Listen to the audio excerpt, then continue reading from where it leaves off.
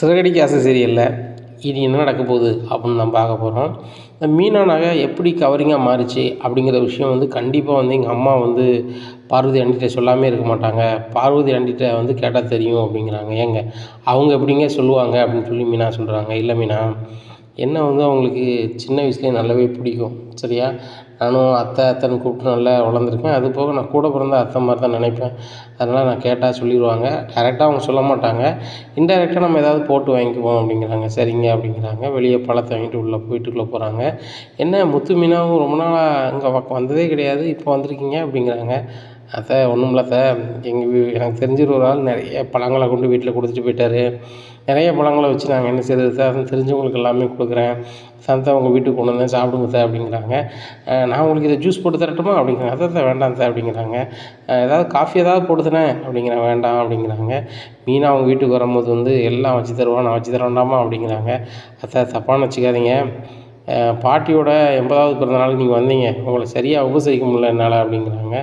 இல்லை என்ன மீனா நல்லா தான் உபசரிச்சாப்பா, அந்த 80வது பிறந்தநாள்லேயே மீனா சாப்பாடு தான் ஸ்பெஷல், அதனால் அதெல்லாம் நல்லா தான் சாப்பிட்டோம்பா, அதெல்லாம் ஒன்றும் குறை இல்லை அப்படிங்கிறாங்க.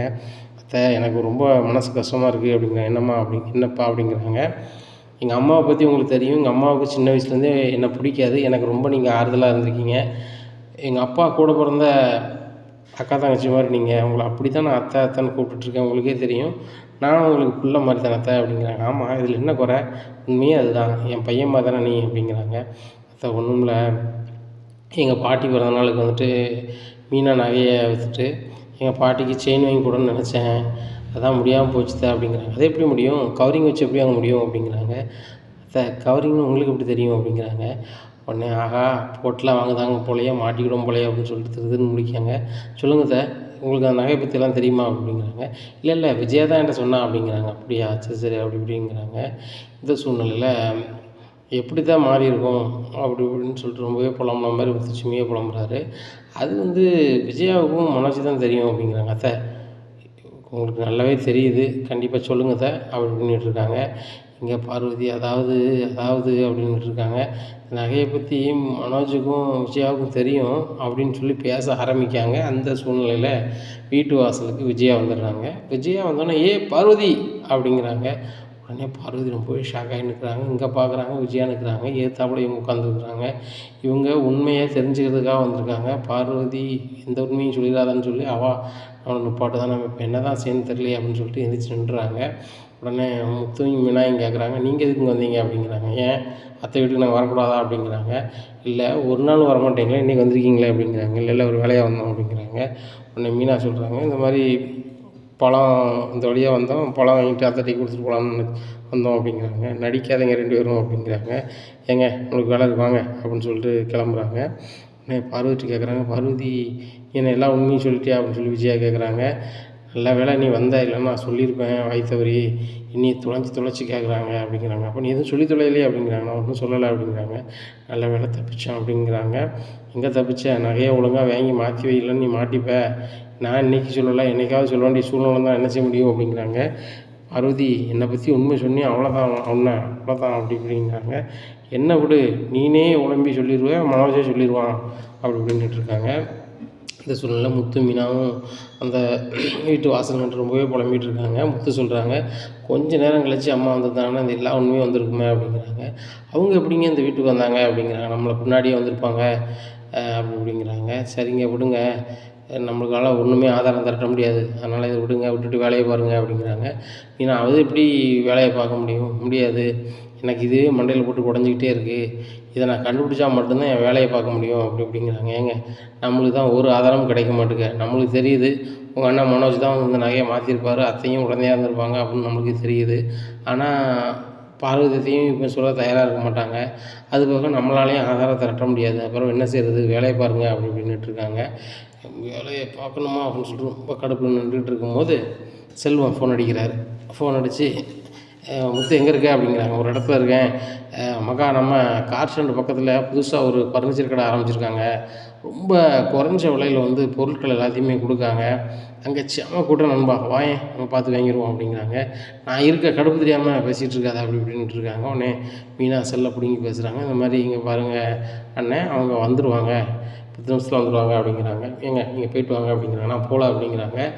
நீங்களே சொல்லியிருக்கீங்க செல்வனனுக்கு வந்து ஒரு பொருளை பார்த்து வாங்க தெரியாது, அதனால் நான் தான் பார்த்து வாங்கி கொடுக்கணும்னு சொல்லியிருக்கீங்க.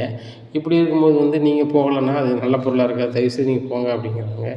சரி ரொம்ப கடுப்பில் மீனாட்சி வந்துட்டாளா அப்படிங்கிறதுக்காக கார் எடுத்துகிட்டு போகிறாரு. அங்கே வந்துட்டு விஜயா வந்து மனோஜுக்கு ஃபோன் அடிக்கிறாங்க. டேய் முட்டாள் எங்கடா இருக்குது அப்படிங்கிறாங்க.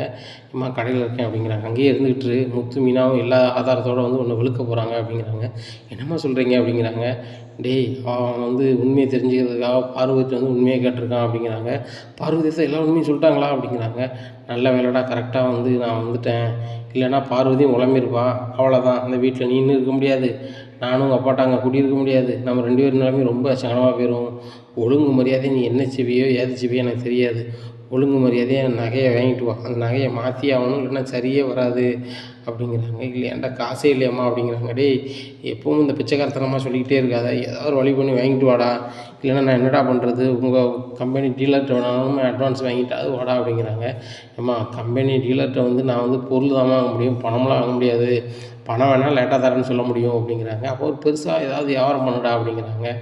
ஏம்மா வியாபாரம் வந்தால் தானம்மா பண்ண முடியும் அப்படிங்கிறாங்க. டேய் 30 வருஷமாக நடந்த கடையை தானடா வாங்கி நடத்துகிற, புதுசாக நடக்கலையேடா அப்படிங்கிறாங்க.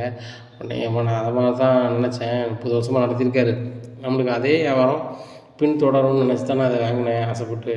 ஆனால் வந்து இப்போ வச்சப்பறம் தான் தெரியுது, புது புது கஸ்டமர் தான் பார்க்க வேண்டியிருக்கு, பழைய ஓனர் என்ன மைண்டஸில் நடத்தினாரோ வச்சாரோ தெரில அப்படிங்கிறாங்க. ஆமாப்பா நீ ஒழுங்காக நடத்திட்ட, பழைய ஓனர்லாம் குறை சொல்லிக்கிட்டு அப்படிங்கிறாங்க விஜயா. நம்ம அது இருக்கட்டும்மா, இப்போ உடனே எப்படிம்மா நகை வாங்குறது, அதுக்கு பதிலாக வேறு ஏதாவது கவரிங் வாங்கி வச்சுருவோமாம்மா அப்படிங்கிறாங்க. டேய் நாயா நீலாம் செருப்பு பிஞ்சு போகும் பிஞ்சு, ஒரு வாட்டி கவரிங் வச்சதுக்கே நான் படாத பாடுபட்டுக்கிட்டு இருக்கேன், இதில் இன்னொரு கவரிங் வாங்கி ஒரு வைக்காருட்டேன், தங்க நகை வைக்கணும்டா, தங்க நகை வைக்கணும் அப்படிங்கிறாங்க. அப்போ உங்கள் நகை வேணால் தாங்கம்மா, அதை வச்சுட்டு வேணால் மாற்றி வச்சுருவோம் அப்படிங்கிறாங்க. டேய் இந்த நகையை கடத்திட்டா உங்கள் அப்பா கண்டுபிடிச்சிருவாரா அப்படிங்கிறாங்க. அன்னைக்கு அப்படித்தானம்மா சொன்னீங்க, என் நகையினாலும் விற்று வந்து பண்ணிடு வச்சிருங்கன்னு சொல்லி, நான் தானம்மா கவரிங் எடுத்துகிட்டு சொல்லிட்டு எடுத்தேன் அப்படிங்கிறாங்க. உடனே தான்டா இப்போ என்ன பண்ணுன்னு எனக்கு தெரில, சரி ரைட்டு காணாம போன பணத்தை பற்றி எதுவும் விசாரிச்சியா அப்படிங்கிறாங்க. என்ன பணம்மா அப்படிங்கிறாங்க. டேய் டீப் ரேட்டு, நீ 4 லட்ச ரூபா ஏமாந்தல ஃபர்னிச்சரையும் கொடுத்து, அந்த பணம் வாங்கிறதுக்கு ஏதாவது முயற்சி பண்ணு, அது கிடச்சிச்சின்னா கூட நகை வாங்கிடலாம் அப்படிங்கிறாங்க. ஆமாம்மா நான் ஸ்டேஷனில் போய் என்னென்னு பார்க்க அப்படின்னு சொல்லி ஸ்டேஷனுக்கு போகிறாங்க. இந்த சூழ்நிலையில் முத்தும் செல்வமும் வந்து ஒரு கார் ஷோரூம் நம்ம ஃபர்னிச்சர் கடையில் போய் பொருள் வாங்கிறதுக்கு போகிறாங்க. அங்கே செம கூட்டமாக இருக்குது. அங்கே வந்து ஒருத்தர் தள்ளு முள்ள அங்கே அடிப்படி வந்தது. ஒருத்தருக்கு கெட்டி முள்ள போட்டு உள்ளுதாங்க. இந்த சூழ்நிலையில் வந்துட்டு போலீஸுக்கு ஃபோன் அடிச்சிடுறாங்க ஓனர். போலீஸ் வந்து வந்துடுறாங்க. வந்த பின்னாடி எல்லோரையும் அங்கே சண்டை போட்டு எல்லாரையும் பிரித்து விடுதாங்க. எல்லோரும் வண்டியில் இருங்க அப்படிங்கிறாங்க.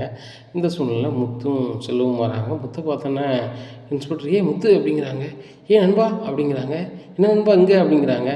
இப்போ தான் புதுசாக அந்த போலீஸ் ஸ்டேஷனுக்கு இன்ஸ்பெக்டராக வந்திருக்கேன் அப்படிங்கிறாங்க. அப்படியே நண்பா அப்படிங்கிறாங்க.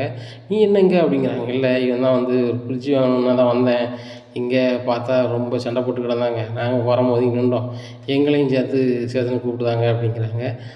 யாரும் கூப்பிடலை, நான் தான் வந்தேன், ஃபோன் வந்துச்சு, ஓனர் ஃபோன் அடித்தார், கடையில் வந்து புதுசாக நாங்கள் வந்து குறைஞ்ச விலைக்கு பொருட்கள் கொடுப்போம், இங்கே வந்து ஒரு கொஞ்சம் தள்ளுமுள்ளாயிருச்சு, அதனால் நீங்கள் வந்து ஒழுங்கு பண்ணணுன்னாங்க, கடைக்கு எதிராக இருக்கிறவங்களாம் அரெஸ்ட் பண்ணி கொண்டு போவோன்னு சொல்லிட்டு நான் இது பண்ணேன், நீ எனக்கு தெரியாது நண்பா அப்படிங்கிறாங்க. அப்படியே நண்பா அப்படி இப்படின்ட்டு இருக்கையில் சரி வா ஸ்டேஷனில் போய் எல்லாம் பேசிக்கலாம் அப்படிங்கிறாங்க. உடனே மக்கா ஸ்டேஷனுக்கு எதுக்கு மக்கா அப்படிங்கிறாங்க. எப்பா உன் மேலே எந்த கேஸும் போட போகிறதில்ல, உன்கிட்ட பேசி ரொம்ப நாள் ஆச்சு, வா ஸ்டேஷனில் போய் பேசிக்குவோம் அப்படிங்கிறாங்க. சரி நண்பா செல்வம் காரில் ஏறு அப்படின்னு சொல்லிட்டு போகிறாங்க, ஸ்டேஷனுக்கு போகிறாங்க. உடனே செல்வம் சொல்கிறாரு, முத்து உன் ஃப்ரெண்டு இன்ஸ்பெக்டர்லாம் இருக்காங்களா அப்படிங்கிறாங்க. என் ஃப்ரெண்டு ஒருத்தன் ஐபிஎஸ்ஸாகவே இருக்கான், பெரிய பெரிய ஆட்கள்லாம் இருக்காங்க, நான் தான் படிக்கலை, கிராமத்தில் உள்ள பையன் தான், ரொம்ப அன்பாக இருப்பான் என் மேலே அப்படி இப்படின்னுட்டு இருக்காங்க. அப்போ ஒன்றும் பிரச்சனை இல்லைன்னு சொல்லு, நம்ம மாட்டினா நண்பருக்கு ஃபோன் அடிச்சிடலாம் அப்படிங்கிறாங்க. சேச்சே அவங்க வேலைக்கு நம்ம இடைஞ்ச பண்ணக்கூடாது, நம்ம சாதாரண டிரைவர், நம்ம ஒதுங்கி எப்படி வாழ்ந்துக்கணும் அப்படிங்கிறாங்க. இல்லை முத்து இப்படி இருக்க அப்படிங்கிற என்ன அப்படிங்கிறாங்க. இல்லை பெரிய பெரிய ஆட்கள்லாம் தெரிஞ்சிட்டு கூட நீ வந்து அசால்ட்டாக இருக்கியே அப்படிங்கிறாங்க. மக்கா நம்ம உழைச்சா நம்மளுக்கு சாப்பாடு, ஏன்னா என்றைக்குமே அடுத்தவங்களை வந்து நம்ம காமிச்சு நம்ம வாழக்கூடாதுல்ல செல்வம், நான் அதை என்றைக்குமே செய்ய மாட்டேன், அதனால தான் சொல்கிறேன் அப்படிங்கிறாங்க. ஸ்டேஷன் வந்துடுது. உடனே என் முத்தை பார்த்தோன்னா, முத்து எப்புடில இருக்க அப்படின்னு சொல்லி கட்டி பிடிச்சி முத்து ஏய் விட்றா விட்றா அப்படிங்கிறாங்க. வா ஸ்டேஷனுக்குள்ளே உட்காந்து பேசுவோம் அப்படிங்கிறாங்க. உடனே அதெல்லாம் எதுக்குப்பா உள்ளே வந்தால் ஒரு மாதிரி இருக்கும் அப்படிங்கிறாங்க. நான் இருக்கோம்ல பரவாயில்ல, நான் தான் இதுக்கு ஹையர் ஆஃபீஸரு, எனக்கு மேலே வேறு அதிகாரி இந்த ஸ்டேஷன் கிடையாது, சரி தானே, அதனால் உள்ளே வா அப்படின்னு சொல்லிட்டு உள்ளே கூப்பிட்டு போகிறாங்க. உடனே ரைட்டர் எல்லாருமே அறிமுகப்படுத்துகிறாங்க. இது என் நண்பன் அப்படிங்கிறாங்க. உடனே ரைட்டர் சொல்கிறாரு, இந்த தம்பி எனக்கு முத்த தெரியும் அப்படிங்கிறாங்க. ஆமாம் நண்பா, அந்த சார் எனக்கு நல்லா தெரியும் அப்படிங்கிற. அப்படியா, அப்போ உன் மேலே எதுவும் கேஸ் இருக்கா அப்படிங்க. என் மேலே எந்த கேஸும் இல்லை நண்பா, அவர் நல்ல பழக்கம், நான் ஒரு கார் டிரைவரில், அதனால் வரும்போது நல்ல பழக்கம் அப்படிங்க. அப்படியா அப்படிங்கிறாங்க. இந்த சூழ்நிலையில் என் அண்ணன் கூட கம்ப்ளைண்ட் பண்ணியிருக்காரு சார் அப்படிங்கிறாங்க. ஆமாம் நண்பா, இந்த மாதிரி எங்கள் அப்பா பணத்தை எடுத்துகிட்டு ஓடினான், அதை ஒரு பிள்ளை ஏமாற்றிட்டு போயிட்டான்னு சொல்லி பெட்டிஷன் இருக்குன்னு நினைக்கிறேன் ஸ்டேஷனில் அப்படிங்கிறாங்க. உடனே ரைட்டர் சொல்கிறார், அது மட்டும் இல்லை முத்து, அந்த பணத்தையும் தான் அந்த தம்பி வாங்கிட்டார் அப்படின்னா. என்ன பணத்தை வாங்கிட்டாரா அப்படிங்கிறாங்க. உடனே ஆமாம் பணத்தையும் வாங்கிட்டாரு அப்படிங்கிறாங்க. இதை கேட்டால் முத்து ரொம்பவே ஷாக் ஆகிடுறாங்க. பேசிக்கிட்டு இருக்கும்போதே மனோஜ் வந்து ஸ்டேஷன் வாசலில் வராரு. இதை பார்த்தோன்னா முத்து, மக்கா எங்கள் அண்ணன் தான் வாரான், அவன் பெரிய தில்லாலங்கடி, அவன் என்ன தான் செய்தான்னு சொல்லிட்டு நான் மறைஞ்சிருந்து பார்க்கேன் அப்படிங்கிறாங்க. சரி சரி அந்த செல்லில் போய் உட்காரு அப்படிங்கிறாங்க. அந்த ஆள் அந்த ஜெயிலில் போய் உட்காந்துருக்குறாங்க. இந்த சூழ்நிலை மனோஜ் வர்றாரு. ஆமாம் நீங்கள் யார் அப்படிங்கிறாங்க. இல்லை இங்கே இன்ஸ்பெக்டர் இருந்தார்ல எங்கே அப்படிங்கிறாங்க. நான் தான் இன்ஸ்பெக்டர் அப்படிங்கிறாங்க. அன்றைக்கி வேறு இன்ஸ்பெக்டர் இருந்தார் அப்படிங்கிறாங்க. அவர் மாறி போயிட்டார், அதே போஸ்ட்டில் தான் நான் வந்திருக்கேன், என்ன சார் சொல்லுங்கள் அப்படிங்கிறாங்க. இல்லை நான் ஒரு கம்ப்ளைண்ட் கொடுத்துருந்தேன், அது சம்மந்தமாக கேட்க வந்திருக்கேன் அப்படிங்கிறாங்க. என்ன கம்ப்ளைண்ட் அப்படிங்கிறாங்க. இந்த மாதிரி 4 லட்ச ரூபா என்கிட்ட வாங்கிட்டு போயிட்டாங்க அப்படி. யார் வாங்கிட்டு போனா அப்படின்னு கேட்குறாங்க. இல்லை சார் நான் வந்து இந்த இடத்துல ஒரு ஃபர்னிச்சர் ஷோரூம் வச்சுருக்கேன், அந்த ஃபர்னிச்சர் ஷோரூமில் வந்து நிறைய பொருட்களை வாங்கினாங்க, 4 ஏசி அது இதுன்னு வாங்கினாங்க. வாங்கிட்டு ஒரு காசுன்னு சொல்லி ஒரு 4 லட்ச ரூபா தந்தாங்க. அதை நானும் உண்மையான காசுன்னு சொல்லி வாங்கி வச்சுட்டேன். அதுக்கப்புறம் தான் அது தெரிய வருது அது போலியான காசுன்னு சொல்லி. அந்த காசு போலியான காசு அப்படி இப்படின்னு சொல்லிட்டு டபார்னு 2 பேர் வந்து அதை நான் வந்து எடுத்துகிட்டு போயிட்டோம், நீ வந்து ஸ்டேஷன் வந்து வாங்கிக்காங்க, பொருள்லாம் ஸ்டேஷனில் இருக்குதுன்னு சொன்னாங்க. நான் இங்கே வந்து பார்த்தா அப்படி ஒரு இதே இல்லை, அதுவே ஒரு மோசடி பண்ண குரூப்பு தான் அப்படி இப்படின்னு சொல்லிட்டாங்க. அதனால் அவங்க மேலே நடவடிக்கை எடுக்கணும்னு சொல்லி ஸ்டேஷனில் கம்ப்ளைண்ட் பண்ணியிருந்தேன். உங்களுக்கு முன்னக்கூட்டி ஒரு அதிகாரி இருந்தார்ல, அவர் தான் என் பெட்டிஷனை வாங்கினார், அது சம்மந்தமாக விசாரணை என்ன சார் ஆயிடுச்சு அப்படின்னு கேட்க தான் சார் வந்தேன் அப்படிங்கிறாங்க. உடனே ரைட்டரை கூப்பிடுதாங்க. சார் இவர் கொடுத்த பெட்டிஷன் என்னாச்சு அப்படிங்கிறாங்க. உடனே சார் பெட்டிஷன் கொடுத்தாரு, வேறு ஒன்றும் இதில் ப்ராசஸ் இல்லை சார் அப்படிங்கிறாங்க. ஏன் பெட்டிஷன் கொடுத்துருக்கீங்க, நீங்கள் வியாபாரம் பார்த்துருப்பீங்களா, அந்த பில்லை கொடுங்க அப்படிங்கிறாங்க. இல்லை சார் நான் வந்து பில் போட்டு வியாபாரம் பார்க்கல அப்படிங்கிறாங்க. அப்போ நீங்கள் கிலோ கோடி வியாபாரம் பார்த்துருக்கீங்க, சரி ரைட்டு, அந்த பொருளை விற்றுட்டீங்க, ஏஜென்சின்னு வச்சுருக்கீங்க அப்படின்னு சொன்னால் ரொக்கமாகவே நீங்கள் வந்து கம்பெனியில் வாங்கிடுவீங்களா இல்லை எப்படி அப்படின்னு கேட்குறாங்க. இல்லை சார் நாங்கள் கம்பெனிக்காரங்கிட்ட வந்து 3ல் 1 பகுதி தான் பணம் கொடுத்து வாங்கிட்டு வருவோம், 3 பகுதி அவங்களுக்கு தான், நாங்கள் விற்ற உடனே அவங்களுக்கு செட்டில் பண்ணணும். கிட்டத்தட்ட இப்போ 4 லட்ச ரூபாய்க்கு விற்றுருக்குன்னா 3 லட்ச ரூபாய் நாங்கள் செட்டில் பண்ணணும். அதனால் வந்துட்டு 3 லட்ச ரூபாய் நாங்கள் வந்து கம்பெனியில் கட்டணும், அதுக்கப்புறம் நாங்கள் 3 லட்ச ரூபாய் கட்டணும், 4 லட்ச ரூபாய்க்கு அவங்க பொருள் தருவாங்க. இப்படி தான் சார், எனக்கு 4 லட்ச ரூபாய்க்கு வந்து அவங்க பொருள் எடுத்துகிட்டு போயிட்டாங்க, இப்போ நான் கம்பெனி கட்ட வேண்டிய 3 லட்சத்துக்கு ரொம்ப சங்கடப்பட்டேன் அப்படிங்கிறாங்க. அப்போ எப்படி கட்டினீங்க அப்படிங்கிறாங்க. சார் வீட்டில் கொஞ்சம் தங்க பொருள் இருந்துச்சு, அதை கொண்டு விற்று தான் சார் கட்டினேன், எனக்கு எப்படியாவது மீட்டு தாங்க சார், இப்போ வீட்டில் உள்ள தங்க நகையை நான் வாங்கி கொடுக்கணும், இல்லைன்னா வீட்டில் வெறும் பிரச்சனையாகுது அப்படிங்கிறாங்க. உங்கள் பொண்டாட்டி நகையை வச்சிங்களா அப்படிங்கிறாங்க. உடனே என் பொண்டாட்டி நகையை வைக்கல சார், என் தம்பி பொண்டாட்டி நகை சும்மா இருந்துச்சு, அதை தான் கொண்டு விற்று தான் அதை நான் கட்டினேன் அப்படிங்கிறாங்க. கம்பெனிக்கு 3 லட்ச ரூபா தானே கட்டணும், ஏன் 4 லட்ச ரூபாய்க்கு வச்சேன்னு சொல்கிறீங்க, விற்றேன்னு சொல்கிறீங்க அப்படிங்கிறாங்க. இல்லை சார் என் பொண்டாட்டிட்டு வந்து நான் பில்டப்பாக பண்ணணும், லாபம் கிடச்சின்னு சொல்லணும்னா 1 லட்ச ரூபா தானே முடியும்னு சொல்லிட்டு நான் 4 லட்ச ரூபாய்க்கு விற்றுச்சு, 3 லட்ச ரூபா நம்ம கம்பெனி கட்டணும், 1 லட்ச ரூபா லாபம்னு சொன்னேன், அதை வீட்டில் பில்டப் பண்ணால் சரியாக இருக்குன்னு நினச்சேன். இன்றைக்கி இருக்கிற நிலைமையில் வீட்டில் உள்ள நகையை நான் அளவு வச்சுட்டேன், சரிங்களா. இப்போ வந்து அந்த நகையை திருப்பிட்டு போகலன்னா வீட்டில் ஏகப்பட்ட பிரச்சனை வரும் சார். என் பொண்டாட்டி வந்து ஃபாரின்லேருந்து வந்திருக்கா என்ன, அப்படிங்கும்போது வந்துட்டு அவள் வந்து கத்திட்டு போயிட்டானா லைஃபே வம்பா போயிடும் அப்படி இப்படிங்கிறாங்க. அப்படியா அப்படின்னு சொல்லி பேசிகிட்டு இருக்கும்போது முத்து அந்த ஜெயிலில் வந்துட்டு செல்லில் இருந்துட்டு செல்ஃபோனில் வீடியோ எடுத்துடுறாரு, எல்லாத்தையும் எடுத்துடுறாரு. உடனே செல்வம் சொல்கிறாரு, ஆதாரம் வேணும்னு கேட்டுக்கிட்டு வந்தப்போ கரெக்டாக அவனாக வந்து சிக்கிட்டானே அப்படிங்கிறாங்க. ஆமாம் செல்வம், நீ மட்டும் இந்த ஃபர்னிச்சர் கடைக்கு பொருளும் வான்னு கூப்பிடலன்னா, என் நண்பன் இந்த ஸ்டேஷன் இன்ஸ்பெக்டர் இல்லைன்னா இந்த தகவல் எனக்கு தெரிய வந்திருக்காது. இந்த ஆதாரம் ஒன்று போதும் செல்வம், நான் வந்து கோவப்பட்டு விழுன்னு வெளுத்தோம்னா உள்ளதை சொல்லிடுவான்னு சொல்லி மீனாட்ட சொன்னேன். ஏற்கனவே உங்களை வந்து ரவுடி பையன் அந்த பையன் இந்த பையனு நீ பேசுது வைக்கிது, ஆனால் நம்ம வந்து இப்படி இருக்கக்கூடாதுங்க, எதனாலும் ஆதாரப்பூர்வமாக வைக்கணும், அப்படின்னா தான் அந்த பொருளை எப்போ தருவான்னு கேட்க முடியும். என்ன அப்படிங்கிறாங்க. உடனே நீங்கள் பில்லோடு வாங்க, நான் செஷனில் சொல்லி நடவடிக்கை எடுக்க சொல்கிறேன் அப்படிங்கிறாங்க. சார் அப்போ நான் அதை எதுவும் போலி பில்லு ரெடி பண்ணி தரட்டா அப்படின்னு மனோஜ் கேட்குறாரு. நேர் வழியில் போங்க மிஸ்டர் மனோஜ், ஏன்னா எனக்கு நேர் வழியில் போனால் தான் ஜெயிக்க முடியும் அப்படிங்கிறாங்க. சார் உங்களுக்கு தெரியாது ஒன்றும் இல்லை, நேர் வழியில் போனால் ரொம்ப நாள் ஆகும் அதனால தான் சார் பில் போடாமல் கொடுத்தேன், அவங்க தான் சொன்னாங்க அப்படிங்கிறாங்க. புதுசாக நீங்கள் தொழில் பண்ணுறீங்க, ஏதோ ஒரு வகையில் நீங்கள் மாட்டிட்டீங்கன்னா ரொம்ப சங்கடப்படும் அப்படிங்கிறாங்க. இந்த சூழ்நிலையில் சரி சரி நீங்கள் போய்ட்டு வாங்க அப்படின்னு சொல்லிட்டு கிளம்பிடுறாங்க. உடனே கிளம்பிடுறாரு. இந்த சூழ்நிலையில் முத்து வெளில வர்றாரு. வந்துட்டு நண்பா அப்படிங்கிறாங்க. என்ன நண்பா உங்கள் அண்ணன் இந்த மாதிரிலாம் பண்ணி வச்சுருக்காரு அப்படிங்கிறாங்க. அவன் 1ஆம் நம்பர் திருட்டு போய் நண்பா, என் கூட பிறந்தவன் தான் போயிட்டான், வீட்டில் அவனை ஒரு பொருள் வைக்க முடியாது நண்பா, எது நல்லா இருக்கோ எடுத்துப்பான், சின்ன வயசுலேருந்து அப்படி தான். இப்போ வீட்டில் காசு வச்சுருந்தாலும் எடுத்துருவான். எங்கள் அப்பா காசு 27 லட்ச ரூபா எடுத்துகிட்டு போய் வம்பாக்கிட்டான். இப்போ என்னன்னா மாமனார் பணம் கொடுத்து தொழில் பண்ணார் வச்சாருன்னு சொல்லுதான் அப்படிங்கிறாங்க. என்னன்பா அது வந்து உங்கள் அப்பா பணத்தில் எத்தனை 27 லட்ச ரூபாயை அவர் பிள்ளைகிட்ட கொடுத்தேன், ஏமாந்தேன், வச்சு அதை வாங்கிட்டார் வச்சுட்டாருன்னு சொல்லி ரேட்டு சொன்னார்ல அப்படிங்கிறாங்க. ஆமாம் சார், அதுக்கு என்ன ஆதாரம் வைக்கிறது அப்படிங்கிறாங்க. அதுக்கு வேணால் ரைட்டர்கிட்ட சொல்லி நான் அந்த காப்பீஸ் வாங்கி தரேன், அதை வச்சுக்கோ, அதை வச்சு நிறுவி இது வந்து நீ வீடியோவாக இது பண்ணிக்க, ஒன்றும் பிரச்சனை இல்லை. ஆனால் இது வந்து சமூக நல ஊடகத்துலேயோ தேர்ட் பர்சனுக்கு யாருக்கோ கொடுத்துடாத, ஏன்னா நான் என்னுடைய வீடியோவும் இருக்கும், அதனால் செல்லிலேருந்து எப்படி எடுத்தாங்க வச்சாங்கன்னு பேச்சு வரும் அப்படிங்கிறாங்க. நண்பா உன் வேலைக்கு என்னால் இடைஞ்ச வராது, எனக்கு எவ்வளோ பெரிய உதவி பண்ணிக்கிங்க தெரியுமா அப்படிங்கிறாங்க. நண்பா நான் உதவி பண்ணலை, வாய்ப்பு அப்படி அமையுது, நான் உன்னை பார்க்கணும், ஒன்று நான் இங்கே கூப்பிட்டு வரணும், அப்படியே உங்கள் அண்ணனும் இங்கே வந்து அவரே அவர் வாயிலேயே வாக்குமூலம் கொடுக்கணும் வைக்கணும்னு சொல்லிவிட்டு உங்கள் அண்ணனாக போனார், அவர் ஏமாந்த பணத்தை வாங்கிறதுக்கு நான் முழு முயற்சி எடுக்கிறேன் அப்படிங்கிறாங்க. கண்டிப்பாக நண்பா எப்படியாவது முழு முயற்சி எடு அப்படிங்கிறாங்க. அது சம்மந்தமாக ஏதாவது பெட்டிஷன் இருக்கா அப்படின்னு கேட்குறாங்க ரைட்டர்கிட்ட. ஆமாம் சார், நிறைய கடையில் வந்து சிட்டிக்குள்ளே வந்து ஏமாற்றிருக்காங்க வச்சுருக்காங்க அப்படிங்கிறாங்க. சரி நண்பா, அது என்னென்னு பார்க்குறேன், என்னென்னு பார்த்துட்டு வாங்க முடிஞ்சு அப்படின்னு சொன்னால் கண்டிப்பாக அந்த பணத்தை வாங்கிட்டு உனக்கு ஃபோன் அடிக்கிறேன், நீ உங்கள் அண்ணனை கூப்பிட்டு வந்து அந்த பணத்தை வாங்கிக்கோ அப்படிங்கிறாங்க. சரி நண்பா அப்படின்னு சொல்லிட்டு வீட்டுக்கு கிளம்புறாங்க. அப்போ செல்வத்தை சொல்கிறாங்க, செல்வம் ஒன்று பார்க்க வந்து ஒரு நன்மை நடந்திருக்கு அப்படிங்கிறாங்க. எனக்கு நன்மை நடக்கலையே அப்படிங்கிறாங்க. என்ன அப்படிங்கிறாங்க. இல்லை ஃபர்னிச்சர் வாங்கணும்னு சொல்லிட்டு தான் அங்கே போனோம், ஃப்ரிட்ஜ் வாங்கணும்னு சொல்லிட்டு வாங்க முடியல அப்படிங்கிறாங்க. நண்பா மறுபடியும் வாங்குவோம், இப்போ தான் பிரச்சனை முடிஞ்சிட்டல, போலீஸ் நம்ம நண்பை தானே, அங்கே ஏதாவது பிரச்சனைனா அதை பார்த்துப்போம் அப்படிங்கிறாங்க. நேராக அந்த ஃபர்னிச்சர் கடைக்கு போகிறாங்க. போனோடனே ஃப்ரிட்ஜு வந்து குறைஞ்ச விலையில் வாங்குறாங்க. வாங்கி கொண்டு நேராக செல்வம் வீட்டில் இறக்குறாங்க. உடனே அவங்க வீட்டம்மா ரொம்பவே சந்தோஷப்படுறாங்க. அண்ணன் ஃப்ரிட்ஜ் வேணும் ரொம்ப நாளாக கேட்டுக்கிட்டே இருந்தேன், எனக்கு பார்த்து எடுக்க தெரியாது, முத்து தான் பார்த்து எடுக்க முடியும், அவன் வந்து என்றைக்கு ஃப்ரீயோ அன்றைக்கி தான் எட்டு வரணுன்னே சொல்லிகிட்டு இருந்தாருண்ணே, ரொம்ப நாளுக்கு அப்புறம் எட்டு வந்திருக்கீங்கண்ணே, ரொம்ப சந்தோஷமாக இருக்குது. இந்த வெயில் நேரத்தில் ஐஸ் வாட்டர் வச்சு குடிச்சுப்போம், அதே போக காய்கறிலாம் வெளியே இருந்தால் ரொம்ப வாடி போயிருதுண்ணே, ஒரு கண்ணாடி கவரில் வச்சு உள்ளே வச்சோம்னா நல்லா கிடாமல் இருக்கும், வைக்காமல் இருக்கும், அப்படியே வீட்டில் பயன்படுத்துறதுக்கும் நல்லா இருக்குண்ணே, செலவுகளை கொஞ்சம் குறைச்சிருக்கீங்கண்ணே அப்படிங்கிறாங்க. அம்மா என்ன அதான் கொஞ்சம் லேட் ஆகிட்டு மன்னிச்சிக்காம அப்படின்னு பேசுகிறாங்க. அதெல்லாம் ஒன்றும் இல்லைண்ணே, பொருளையும் பார்த்து வாங்கி வீட்டில் கொண்டு இறக்கிட்டீங்களாண்ணே அப்படிங்கிறாங்க. அம்மா நீ கூட பிறந்த தங்கச்சி மாதிரி, அவன் என் நண்பன், உயிர் நண்பன், உங்களுக்கு செய்யாமல் எப்படி, என் வீட்டில் ஒரு விசேஷம்னு நான் சொன்னால் மட்டும் போதும்னு சொல்லுவோம், எல்லா வேலையும் இழுத்து போட்டு செய்வான், அப்பேற்பட்டவனுக்கு இதெல்லாம் நான் வந்து பெரிய காரியம் செய்கிறது பெரிய காரியம் கிடையாது, ஏன்னா பக்கமாக நல்லா இருக்காவளா அப்படின்னு சொல்லிட்டு 2 சின்ன பிள்ளை எடுத்து கொஞ்சிறாரு.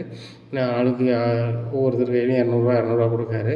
பன்னீர்செல்வம் சொல்கிறாரு, இப்போ இருக்க கஷ்டத்தில் நீ ஏன் கொடுக்க அப்படிங்கிறாங்க. டேய் சின்ன பிள்ளைகள்ட்ட அதுக்கு வேண்டியதை விரும்பி வாங்கி சாப்பிடட்டும் அப்படிங்கிறாங்க.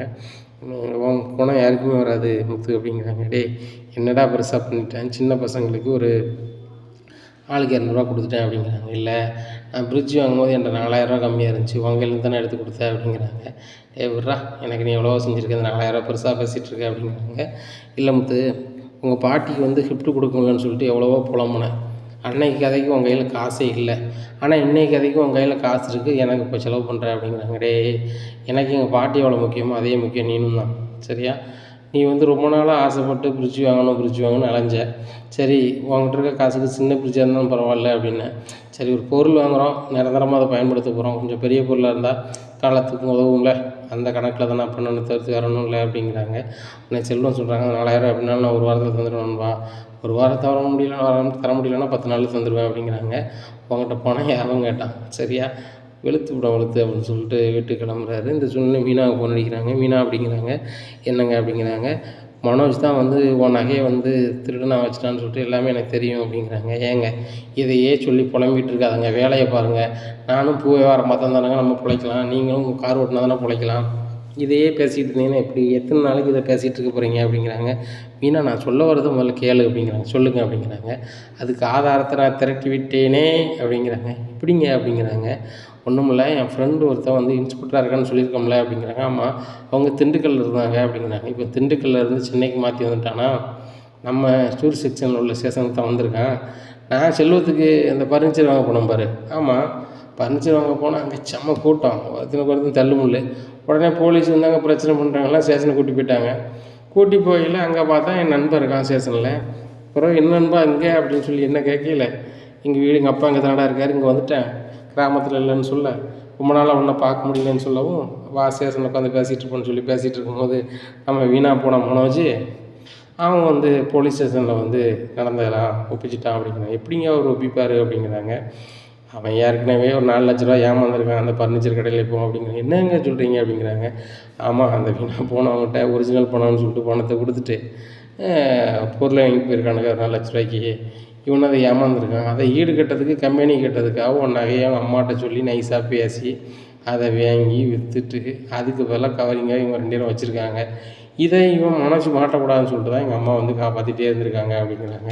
இதை கேட்ட மீனா சொல்கிறாங்க, எனக்கே ரொம்ப ஷாக்காக இருக்குது. நீங்கள் சொன்ன மாதிரி உங்கள் அம்மா வந்து மனோஜுக்கு தான் ஹெல்ப் பண்ணுவாங்களா, எந்த விஷயத்தையும் காப்பாற்றான் செய்வாங்களா அப்படிங்கிறாங்க. மீனா, உனக்கு இன்றைக்கி தான் வந்து எங்கள் வீட்டை பற்றி தெரியும். நான் சின்ன வயசுலேருந்து பார்த்துட்ருக்கேன். எங்கள் அம்மா வந்து மனோஜுக்கு ஒன்றுனா என்ன வேணாலும் பண்ணுவாங்க. அவனுக்காக என் வாழ்க்கையே வம்பாக்குனாங்க அப்படிங்கிறாங்க. என்னங்க அந்த விஷயம் வந்து என்கிட்ட இங்கே சொல்லவே இல்லை அப்படி இப்படிங்கிறாங்க. இல்லை மீனா, அதை சொன்னவன் மனசு கஷ்டப்படும்.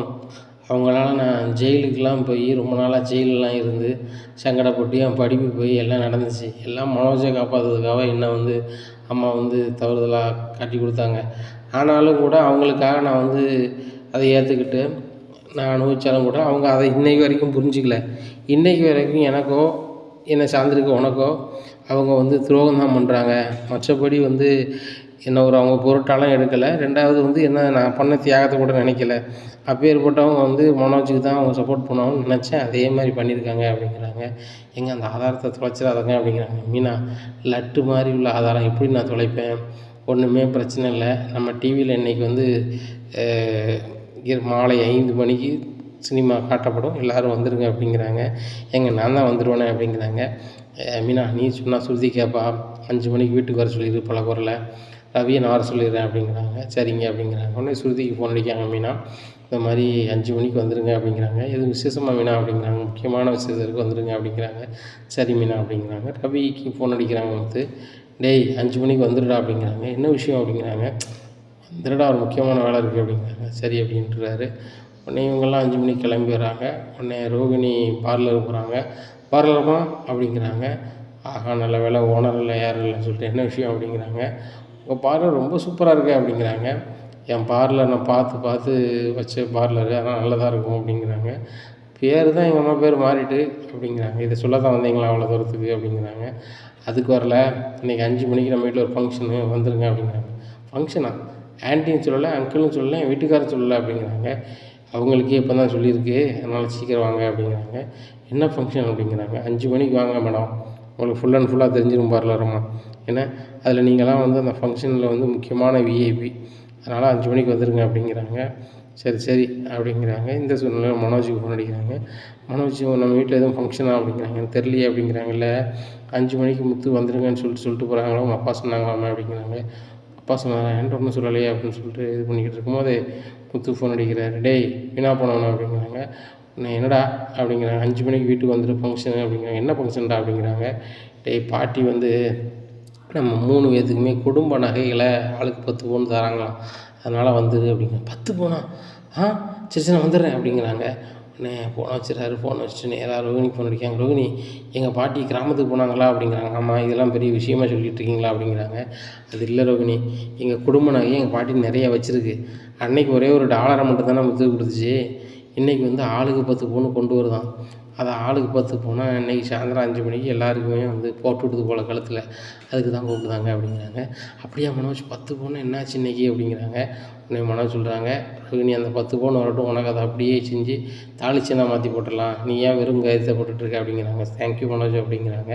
ஒன்றும் பிரச்சனை இல்லை, வெல்கம், நான் வந்து கண்டிப்பாக செஞ்சுருவேன்.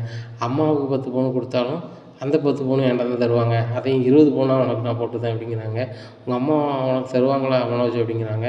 எங்கள் அம்மாவுக்கு பிடிச்சமான பையன் நான் தான், எப்படியும் குடும்ப நகைங்கும்போது எங்கள் அம்மாவுக்கு 10 பவுன் கொடுப்பாங்க, உனக்கு 10 பவுன் கொடுப்பாங்க, இந்த 10 10 20 பவுனை போட்டு தாலிக்கொடி பெருசாக போட்டுருவோம் அப்படிங்கிறாங்க.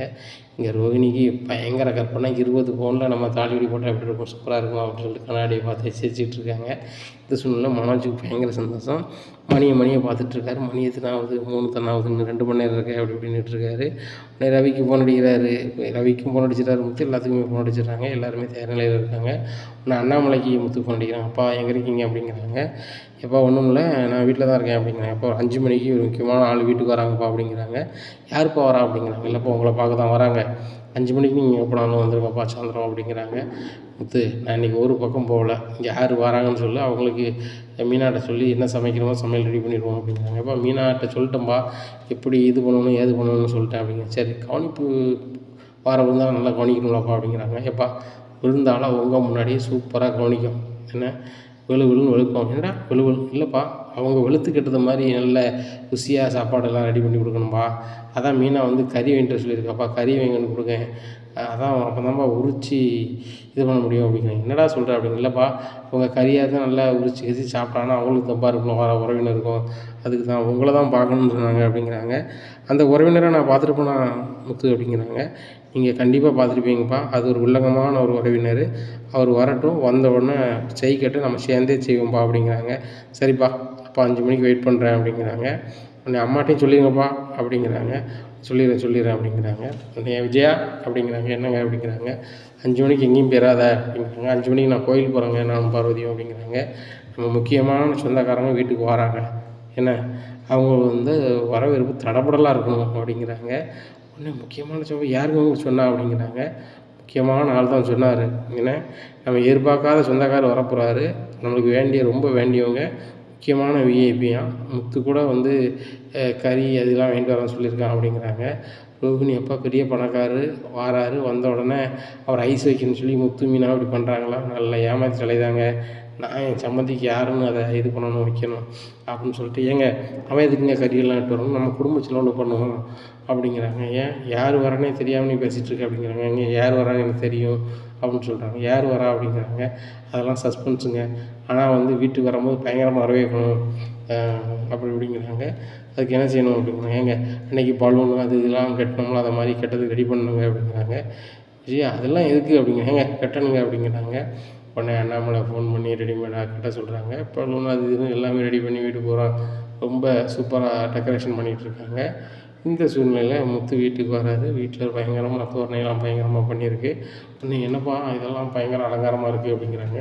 இல்லை முத்து, நீ தான் ஒரு யாராவது இருந்தாலும் வரேன்னு சொன்னால, அதை நான் விஜயாட்ட சொன்னேன், விஜய் என்ன நினச்சான்னு தெரியல, இவ்வளோ ஏற்பாடுகளும் பண்ணி வச்சுருக்கா அப்படிங்கிறாங்க. உடனே முத்து சிரிக்கிறாரு.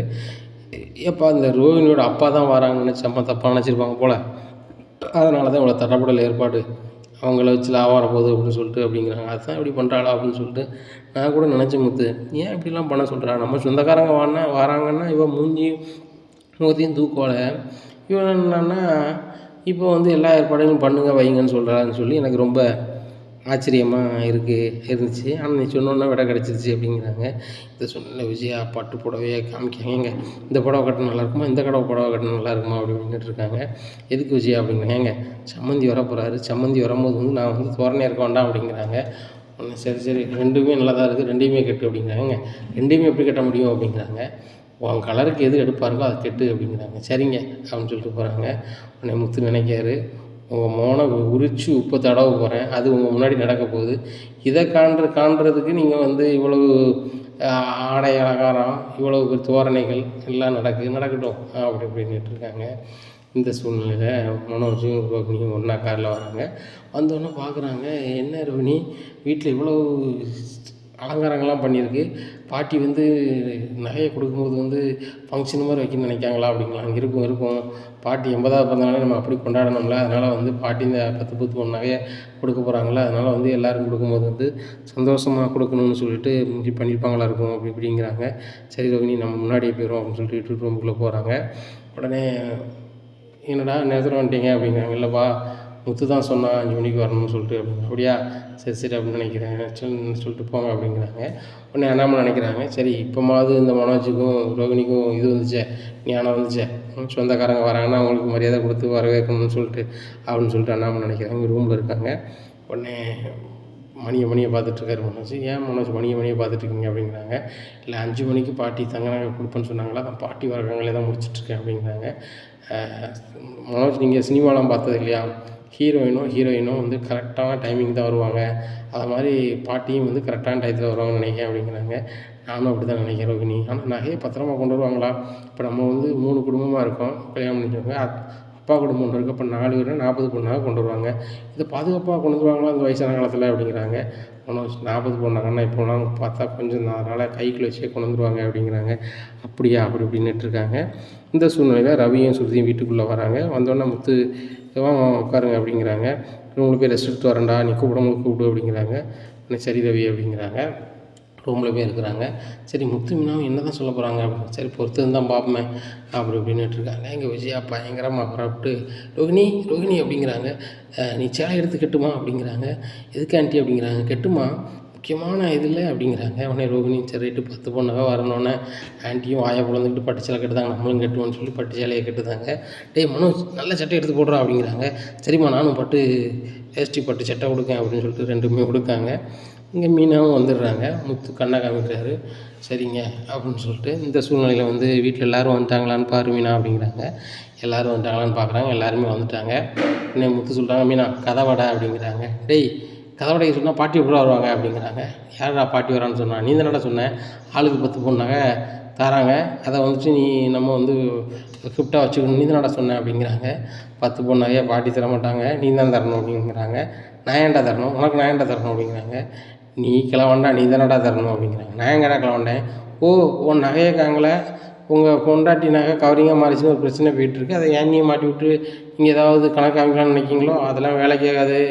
உன் பொண்டாட்டியோ இல்லை நீனோ அதை வந்து கவரிங்காக மாற்றிருப்பீங்க, இல்லைன்னா குடிக்கிறதுக்கு உனக்கு வந்து பணம் இருந்திருக்காது, இதை எடுத்துக்கொண்டு குடிச்சிட்டு ஒவ்வொன்றா கவரிங் மாற்றி வச்சுருப்பேன், இல்லைன்னா மொத்தமாக மாற்றி வச்சுருப்பேன், நீ எப்படியாலும் எனக்கு தெரியும் அப்படிங்கிறாங்க. மீனா கதை அடைச்சியா அப்படிங்கிறாங்க. அடைச்சிட்டங்க அப்படிங்கிறாங்க. ரைட்டு ஒரு நிமிஷம் எல்லோரும் இருங்க அப்படிங்கிறாங்க. ஏங்க நீ என்னங்க சொன்னீங்க, அவன் என்னமோ பண்ணிகிட்ருக்கான் அப்படிங்கிறாங்க. ஒன்றும் இல்லை இருங்க அப்படிங்கிறாங்க. அவனை முத்துக்கிட்டே என்னடா நடக்குது அப்படிங்கிறாரு. அண்ணாமலையப்பா இவ்வளோ நேரம் அமைதியாக இருந்தலப்பா, குறையும் அமைதியாக இருப்பா, இதை பாருப்பா அப்படிங்கிறாங்க. வீடியோவை போடுதாங்க. போட்டோன்னா போலீஸ் ஸ்டேஷன் வாசலில் காமிக்காங்க. இதை பார்த்தோன்னே ஏங்க இவனுக்கு தேவையில்லாத வேலைலாம் பார்த்துட்ருப்போம், கண்ட சினிமாவில் நம்ம பார்க்குற நேரத்தில் ஏங்க இருக்கோம் அப்படிங்கிறாங்க. அம்மா முக்கியமான ஹீரோ வருவார் பாருங்க அப்படிங்கிறாங்க. டேய் யார் நடித்தா நம்மளுக்கு என்னடா, எந்த ஹீரோ நடித்தா நம்மளுக்கு என்ன ஆக போகுது, நம்ம உழைச்சா தானே நம்மளுக்கு சாப்பாடு அப்படிங்கிறாங்க. அம்மா உழைக்காமே ஒரு ஆள் சாப்பிடுவார் அந்த ஹீரோவை பாருங்கள் அப்படிங்கிறாங்க. போட்டோன்னா மனோஜை காமிக்கிறாங்க. போலீஸ் ஸ்டேஷன் இருக்குது. ஆகா நம்ம பார்த்த எஸ்ஸே நம்ம பேசின வாக்கியம் பூரா வருதுன்னு சொல்லிட்டு மனோஜ் திருத்துன்னு முடிக்காங்க. ரோகிணி ரொம்பவே ஷாக் ஆகிடுறாங்க. இங்கே விஜயாவுக்கு ஒன்றும் ஓடலை, நெஞ்சு வலிக்கிற மாதிரி அம்மா அப்படின்னு சொல்லி உட்காருதாங்க. அண்ணாமலைக்கு பயங்கர ஷாக்கு. டேய் முத்து இது என்னடா அப்படிங்கிறாங்க. எப்போ அத்தனையும் நிஜம், இந்த நிஜம் வந்து என் ஃப்ரெண்டு போலீஸால் தான் நடந்துச்சு, அவன் மட்டும் இந்த உதவி பண்ணலை அப்படின்னு சொன்னால் இந்த மனோஜ் தான் வந்து இந்த நகையை திருடி இந்த நகையை மாற்றி வச்சுருக்கான்னு என்னால் கண்டுபிடிச்சிருக்கவே முடியாது. அவன் தக்க சமயத்தில் வந்து என்கிட்ட வந்து பேசினா எனக்கு வந்து உதவியை செஞ்சான், இல்லைன்னா காலத்துக்கும் இவன் வந்து நகையை வந்து எடுக்காத மாதிரியே பில்டப் பண்ணியிருப்பான்.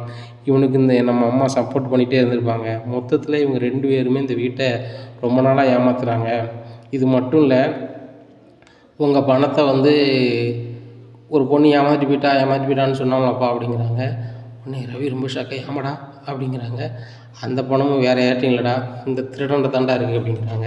உடனே ஏன்ட்ட எங்கடா இருக்குது அப்படிங்கிறாங்க. டேய் முட்டாள் அப்படின்னு சொல்லி ஸ்டேஷன் உள்ள காப்பி அப்படி கொடுக்குறாங்க நம்மள்கிட்ட. நான் எல்லாருக்கும் ஒரு காப்பி எடுத்துருக்கேன்னு சொல்லிட்டு ரவி ஒரு காப்பி, விஜயாவுக்கு ஒரு காப்பி, ரோகிணிக்கு ஒரு காப்பி, மனோஜுக்கு ஒரு காப்பி. என்னாச்சு, நான் முட்டாப்பே தான், படிக்காதவன் தான், டிரைவர் தான், ஆனால் எனக்கு எப்படி ஆதாரங்களை திரட்டணும் அப்படிங்கிறது தெரியும்.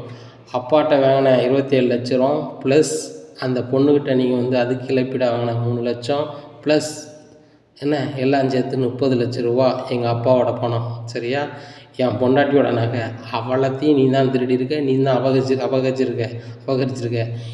நகையும் எங்கள் அப்பாவோட பணமும் உடனே வந்தாகணும். இல்லை அப்படின்னு சொன்னால் இந்த வீட்டில் நீ இருக்கக்கூடாது, அது போக கடை எழுதிட்டு போயிட்டே இருக்கணும் அப்படிங்கிறாங்க. நான் அதுக்குடா போகணும், வீடு எங்கள் அம்மா வீடுறா அப்படிங்கிறாங்க. அம்மா வீடா அப்படின்னு சொல்லிட்டு விஜயாவை பார்க்குறாங்க. விஜயாவுக்கு வந்துட்டு இருக்காங்க. டேய் டேய் மனோஜ் சும்முறா அவன் வந்து எதையாவது பண்ணிடுவான்டா அப்படிங்கிறாங்க. அவன் என்ன பண்ணிடுவான் அப்படிங்கிறாங்க. அந்த ஆளை முத்து உரின்னு போட்டு விழுன்னு வெளுக்காரு முத்து ஸ்டைலில். அடேம்மா அடேப்பான்னு ஓடுதாரு மனோஜ், அங்கே ஓடுதாரு சாடுதாரு மனோஜை முத்து விட்டு பாடலை. மொட்டை மாடிக்கு ஓடுதாரு, அங்கே போய் வெளுக்காரு, இங்கே போகிறாரு வெளுக்காரு. உடனே முத்து பார்த்துட்டு நம்மளே முத்து விட்றா அவனுக்கு எதாவது ஆயிராமடா அப்படிங்கிறாங்க. இல்லைப்பா உனக்கு ஏதாவது ஆனாதான் சரி, உங்கள் பணத்தையே ஏமாற்றிட்டு எங்கள் மாமனார் பணம் அனுப்புனார். மலேசியாவிலேருந்து பணம் வந்துச்சு, துபாயிலேருந்து வந்துச்சு, அரேபியாவிலேருந்து வந்துச்சு, அங்கே வந்துச்சு, இங்கேருந்து வந்துச்சுன்னு சொல்லிட்டு இந்த வீட்டை எவ்வளோலாம் பண்ணியிருக்காம்பா. இதை பார்க்கும்போது ரொம்ப வயிற்றுச்சலாக இருக்குது. அது மட்டும் இல்லை, இந்த வீட்டில் நான் பெரிய தொழிலதிபர், என்னை மிஞ்சினா யார் அப்படின்னு சொல்லும் போது அவனுக்கு எவ்வளோ திமிரு. ஆரம்பித்தது எங்கள் அப்பா பணம், எங்கள் அப்பா பணத்தில் எனக்கும் பங்கு உண்டு. மீனாவுக்காக தான் அந்த பணத்தையே கொடுக்கப்படுது. அப்போது ஒட்டுமொத்த பணமும் என்னையும் மீனாவை சேர்ந்தது. எங்களை வந்து குறைச்சி பேசிக்கிட்டு நான் பெரிய தொழிலதிபர்னு இருக்கேன், உங்களுக்கு எவ்வளோ சேட்டை அப்படிங்கிறாங்க. டேய் மனோஜ், நீலாம் திருந்தவே மாட்டியாடா, படிச்சிருக்குங்கிறது கொஞ்சம் கூட உனக்கு அறிவே இல்லையா அப்படி இப்படின்னு முத்துன்னு கேட்குறாரு. அண்ணாமலை சொல்கிறாங்க. டேய் மனோஜ், நீலாம் வந்து மனுஷ பிறவி தான், அது போக நீ எனக்கு தான் பிறந்தையாடா அப்படிங்கிறாங்க.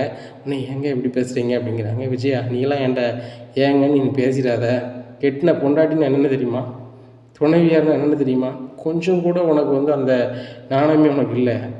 என்ன நீ புருஷனா நான் உன் கூட தான் இருக்கேன்னு நீ நம்பியிருந்தா என்கிட்ட எல்லா விஷயத்தையும் சொல்லியிருக்கணும். உன் பையன் வந்து அந்த 30 லட்ச ரூபாயை என் 27 லட்ச ரூபா பணம் ப்ளஸ் அந்த பிள்ளைகிட்ட 3 லட்ச ரூபா வாங்கியிருக்கான். என் உழைச்ச பணத்தையும் வச்சு தொழில் ஆரம்பிச்சிருக்கான். உனக்கும் தெரிஞ்சுக்கிட்டு தானே நீ வந்து இப்படி இருந்திருக்க அப்படிங்கிறாங்க. ஏங்க உண்மையிலே சொல்கிறேன், இந்த மீனை நகையை எடுத்து கொடுத்தது வாஸ்தவம். அந்த நகையை வந்து அவன் விற்றுட்டான். அது எனக்கு தெரியும் போது நான் ரொம்பவே வருத்தப்பட்டேன். வீட்டு தெரிஞ்சால் இப்படி ஆயிருமேன்னு சொல்லிட்டு அதை கவரிங்காக வாங்கிட்டு வந்தது மனோஜ் தான், நான் வாங்கலை. ஆனால் நான் தான் சொன்னேன், அவன் தான் வாங்கிட்டு வந்தான். மற்றபடி எனக்கு எதுவுமே தெரியாதுங்க அப்படிங்கிறாங்க. விஜயா, நான் உன்னை எப்படி நம்புறது? இன்றைக்கி வந்து நீ சொல்கிற இந்த 27 லட்ச ரூபா விஷயம் எனக்கு தெரியாது, என் மாமனார் தான் அனுப்புனான்னு நினச்சிக்கிட்டு இருக்கேன் அப்படின்னு நீ சொல்கிற. ஆனால் வந்துட்டு இந்த நகையை மட்டும்தான் தெரியுங்க, நான் எதை தான் நம்புறது? மொத்தத்தில் 2 பேர்ட்டையுமே சுத்தம் இல்லை மனோஜ், இது சரி கிடையாது. ஏன்னா நீ அந்த 27 லட்ச ரூபாயை தராமல் போ, அது மேட்ரு கிடையாது. இனிமேல் நீ இந்த வீட்டில் இருக்கக்கூடாது அப்படிங்கிறாங்க. உடனே மனோஜ் சொல்கிறாரு, ஏம்மா முத்து தான் என்ன அந்த வீட்டில் இருக்கக்கூடாதுன்னு சொல்லுவாங்கன்னு சொல்லி நீங்கள் சொன்னீங்க, அப்பாவே சொல்கிறாங்க அப்படிங்கிறாங்க. டேய் அப்பா என்னடா சொல்கிறது, நாங்கள் எல்லோரும் தான் சேர்ந்து சொல்கிறோம். ரோகிணி இந்த வீட்டில் இருக்கக்கூடாது, வீட்டை விட்டு வெளில போங்க. ரோகிணி கூட என்கிட்ட ஏமாற்றிட்டா, எங்கள் அப்பா அனுப்பின பணம் அப்படி இப்படின்னு சொல்லிட்டு. எல்லாமே ஃப்ராடு தானா? உங்கள் அப்பா உண்மையிலே மலேசியாவில் தான் இருக்காரா அப்படின்னு சொல்லி ரோகிணிகிட்ட விஜயா கேட்குறாங்க. என்ன ஆண்டி இப்படி கேட்குறீங்க, எங்கள் அப்பா மலேசியாவில் தான் இருக்காங்க அப்படிங்கிறாங்க. மலேசியாவில் இருக்கார், ஜெயிலில் இருக்கார், என்ன அது உண்மை தானா அப்படி இப்படின்னுட்டுருக்காங்க. ஆமாம் அப்படி இப்படின்னுட்டுருக்காங்க. சரி, உங்கள் மாமா வந்து அங்கே தானே இருக்கார், அவருக்கு ஃபோன் அடிச்சு கொடு, நான் பேசுகிறேன். இவ்வளவு பொய்யை சொல்லிக்கிட்டு இந்த பிள்ளைகள் இருக்குது, பெரிய பணக்காரியாக இருந்து என்ன செய்ய? என் பையன் இன்றைக்கி அசிங்கப்பட்டு நிற்கான், இன்றைக்கி இவ்வளோ செலவு அவன் கொடுக்க வேண்டியிருக்கு, வீட்டுக்கு 4 லட்ச ரூபா கொடுக்க வேண்டியிருக்கு, என் வீட்டுக்காருக்கு 27 லட்ச ரூபா கொடுக்க வேண்டியிருக்கு. இதில் முதல்ல அனுப்புங்க, அப்போனா தான் அவனுடைய நிலம் காக்கப்படும் அப்படின்னு நான் சொல்ல போகிறேன், ஃபோனை கொடு அப்படிங்கிறாங்க. ஆண்டி உடனே ஃபோன் அடித்தா போகாது அப்படிங்கிறாங்க. உடனே முத்து சொல்கிறாரு, இங்கே பாருங்கம்மா, இந்த நடிப்பெல்லாம் வந்து பிறகு வச்சுக்கோங்க, மனோஜ் ரோகிணியை பற்றிலாம் பிறகு பேசிக்கோங்க. இப்போ அப்பாட்ட ஏமாத்தின பணம் 27 லட்ச ரூபா என்னாச்சு, அதை உங்கள் பையன் எப்போ தருவான் சரியா? அது போக அந்த ஜீவா பணத்தை 3 லட்ச ரூபா வாங்கியிருக்கான், அதுவும் அப்பா பணத்தால் வந்த பணம் தான். அந்த 3 லட்ச ரூபா வந்துடணும், ஆக 30 லட்ச ரூபா வந்துடணும். இப்போ மீனா நாய்க்கு என்ன பொறுப்பு அப்படிங்கிறாங்க.